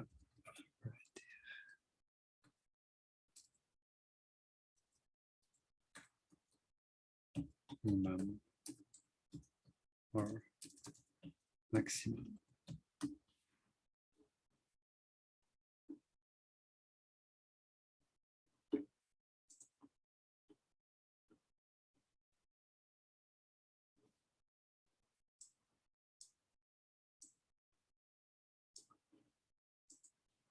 So let me show again the graph.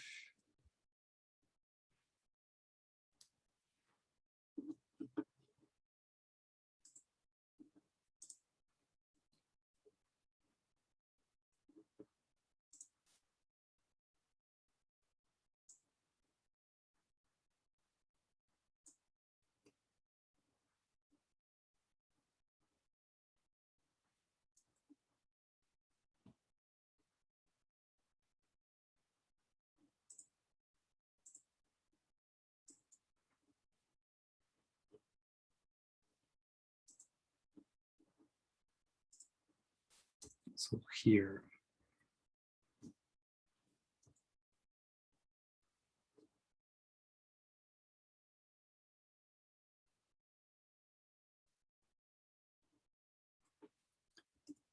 C represent relative minimum since f prime of x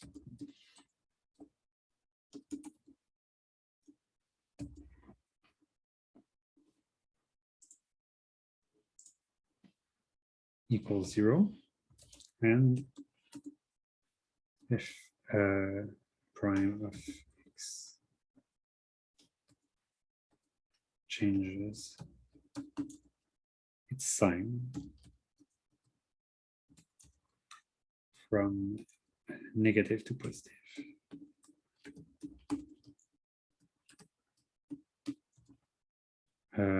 Yeah, so that's just somehow repeating, yeah, from the immediate left to the immediate right.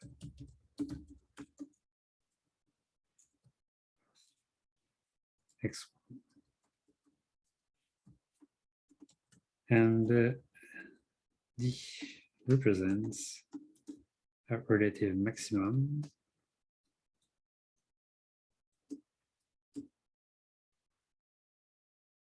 since the derivative at x2 changes from positive to negative.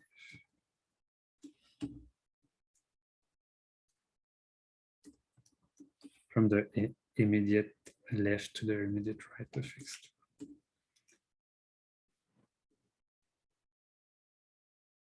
All right, so it makes sense so far?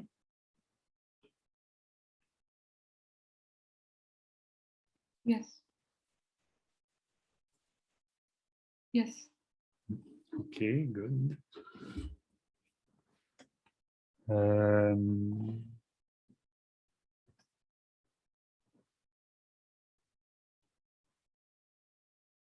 So where was I here?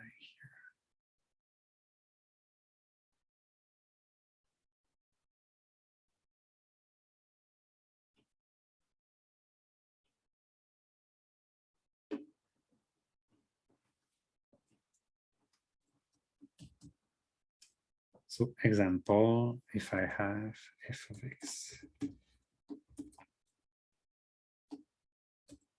equals x cubed minus 12x squared plus 36 x plus 8. So that's a nice function, nice polynomial. So if I take f prime of x, what do I get?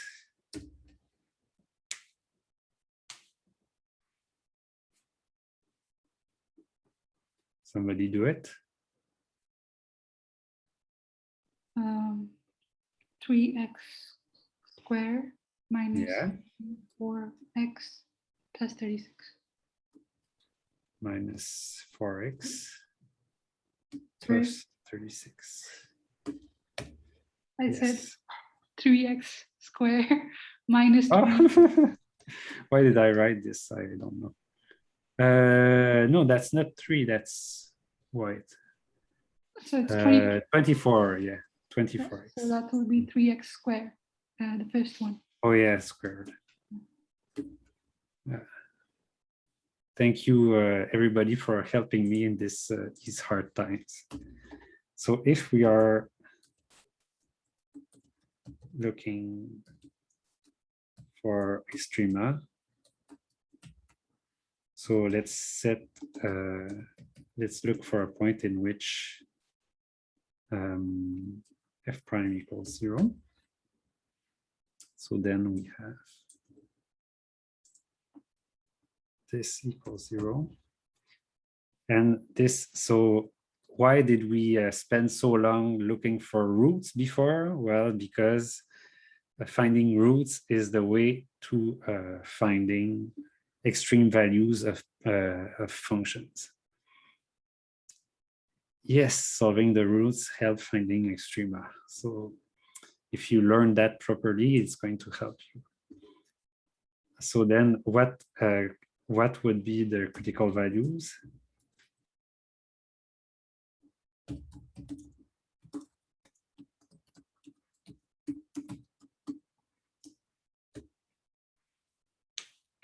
Do you remember?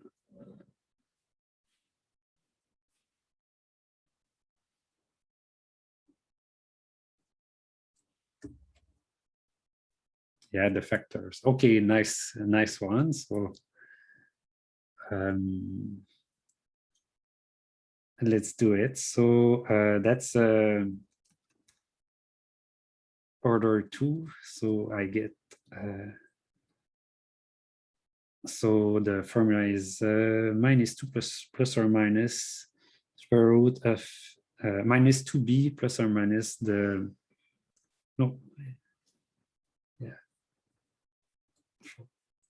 quadratic.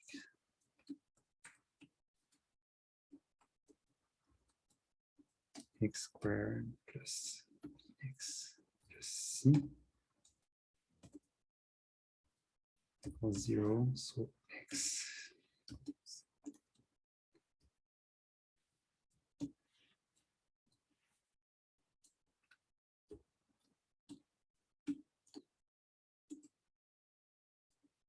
all right, so I get that this is equal to 24 plus or minus square root of 24 squared minus 4 times 3 times 36 divided by 2 times. So that's 24 squared. It's equal to 576. And this is equal to 332. This is equal to 6.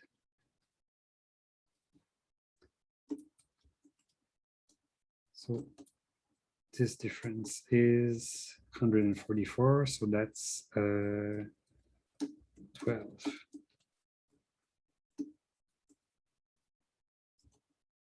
Yeah, so I can divide everything by 6. So 2 and 4. Two solutions have 2 and 6, if I'm not mistaken. The next year I'm going to be teaching this class on the board, so I'm going to miss my computer quite a lot because this is very helpful. Okay, so let us look at the graph of the function.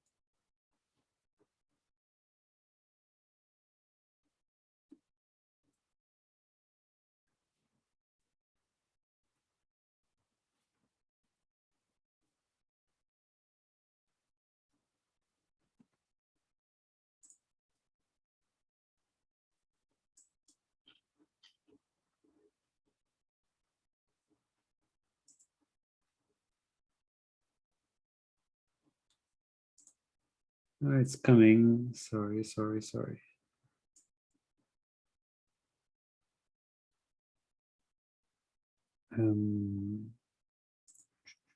Here it is.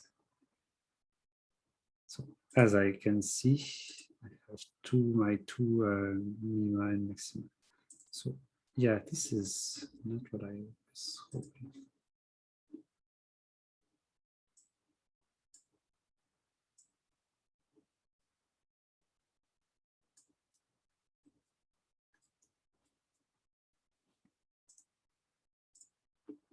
All right.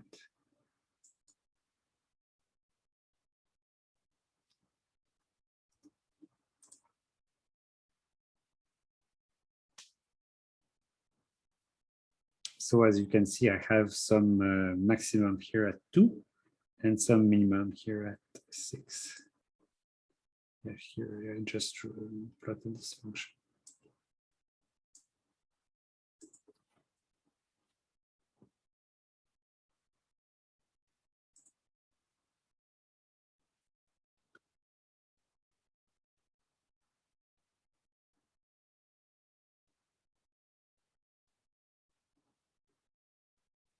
All right, so let me give you something more difficult.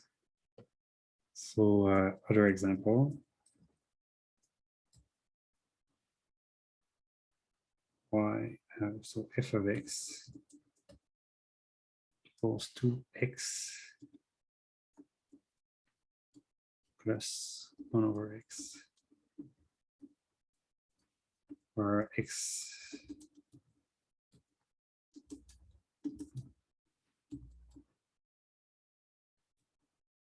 is not equal to 0.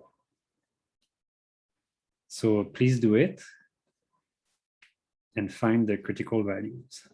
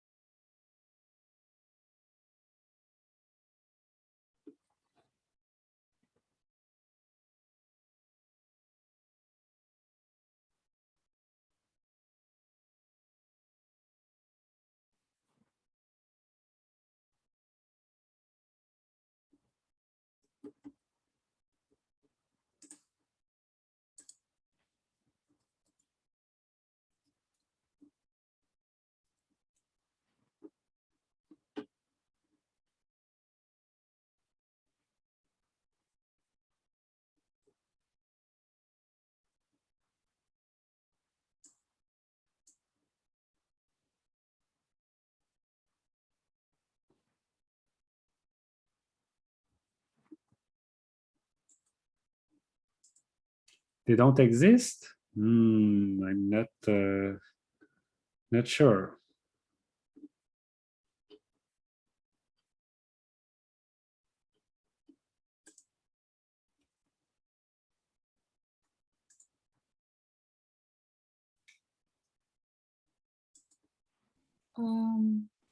So it's -1 and 1. Yes, -1 and +1. Good. So let's do it.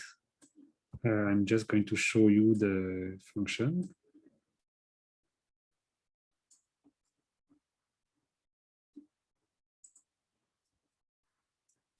So it looks like this. So normally, if you just add this part there, 1/x, then it would look like symmetrical, right?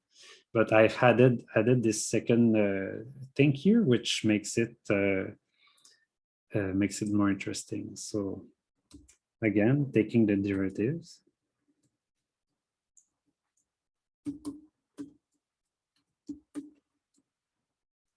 So I get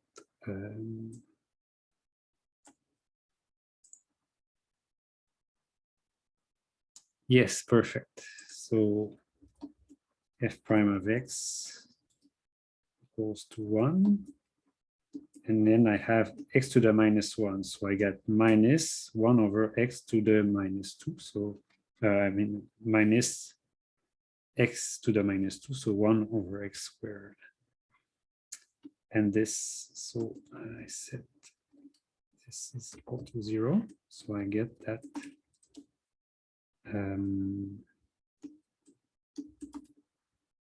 x squared equals to 1. And x equals ±1. And what do we see? Well, we see that here, indeed, at 1, it looks like I have a minimum of my function. And at -1, I have a max local. It's always local, of course, because this function has no global maximum because it goes to infinity on the right of the value 0, and it goes to -infinity on the left. So it's all local, but yeah, I can see that I have local extrema there and there.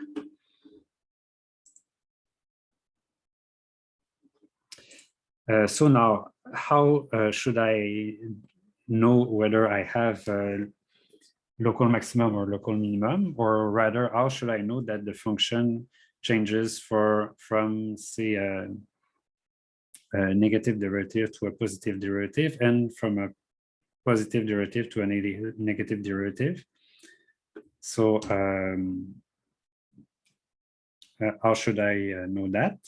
Well, then the second step, I look at,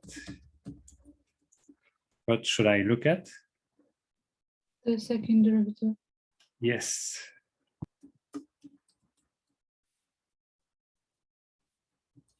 Second derivative.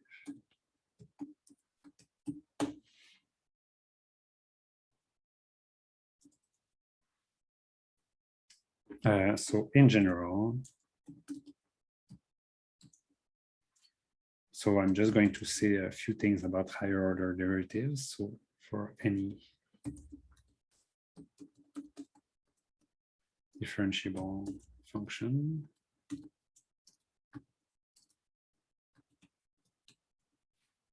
f of x, you can derive many times.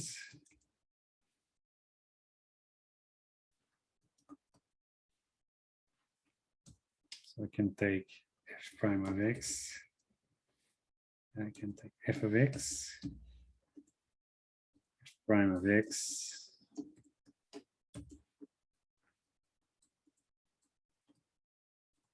and double prime, f triple prime, the second derivative is going to allow us to know. So for instance, if I'm looking at this point here, and I know that the first derivative is equal to 0. Then what I would like to know if I have a local minimum is whether the first derivative is negative on the left side and positive on the right side. So how should I know that? Well, I have to look at the change of the first derivative. So the change of the first derivative is how moving from the left to the right will my first derivative change, and this change will be the second derivative. So the first derivative is just another function like any other function. So I can take its derivative. So here I have a function f, I take its derivative and I look here, the derivative is negative, here it's positive, here it's 0. Well, the derivative of that function is itself a function that for which I can take a derivative and see whether this derivative is positive or negative or 0 or whatever. And it tells me whether I'm going to be going from decreasing to increasing or increasing to decreasing. So, and of course, I have to then evaluate it exactly at the point that interests me, so at x1. So if the second derivative is positive, it means that the first derivative is changing. And I know that if it was 0 here, and it was becoming more positive because the second derivative is positive, so I know that it must have been negative before, 0 here, and then positive. So same thing for this point here. If I know that the first derivative is 0 here, and positive in the past and negative here, then I know that its change over x must have been becoming, so here positive, but less and less and less and less positive, to 0, to negative and negative and negative. So it means that the second derivative, the change in the first derivative, must have been negative. Yeah. So then 4 times, and then if I have too many, I'm just going to write it in parentheses as 5, for instance. So I can go until f.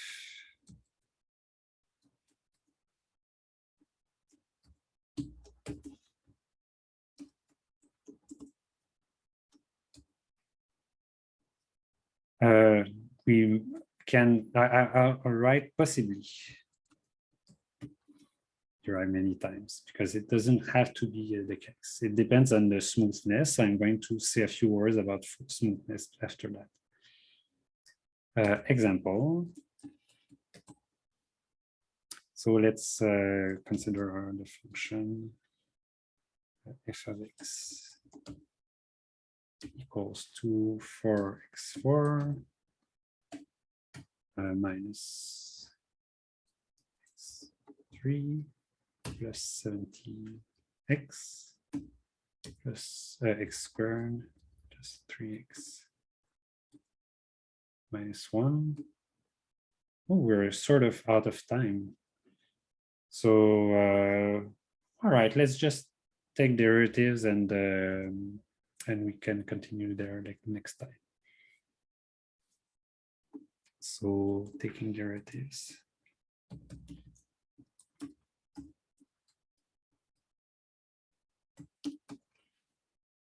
So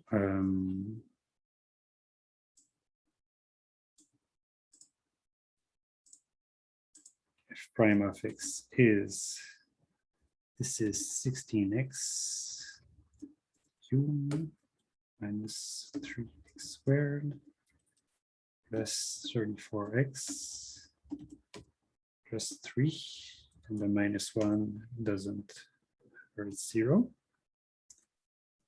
Then second derivative. So this is itself a function, as I was saying, so I can derive it. And it means that taking the first derivative of the first derivative is like taking the second derivative. So I derive it again, simply. So this is, what is this? 3 times 16, 48. Squared minus 6x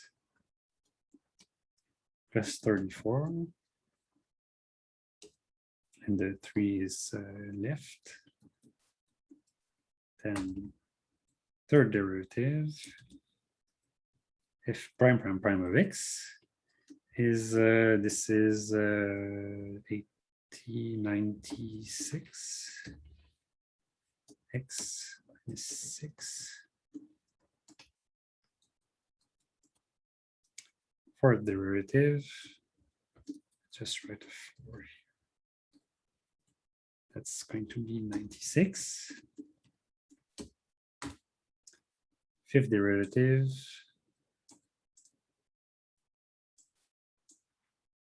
is simply 0.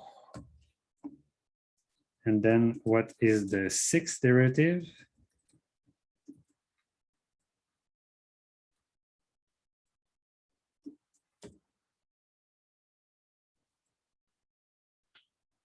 Just before leaving.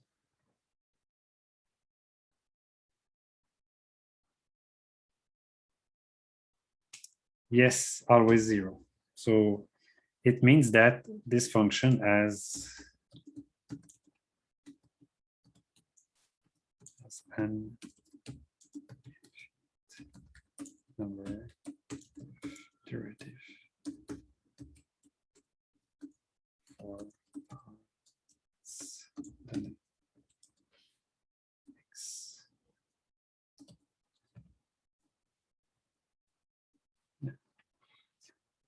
Okay, so let's finish here for now and continue with derivatives next time.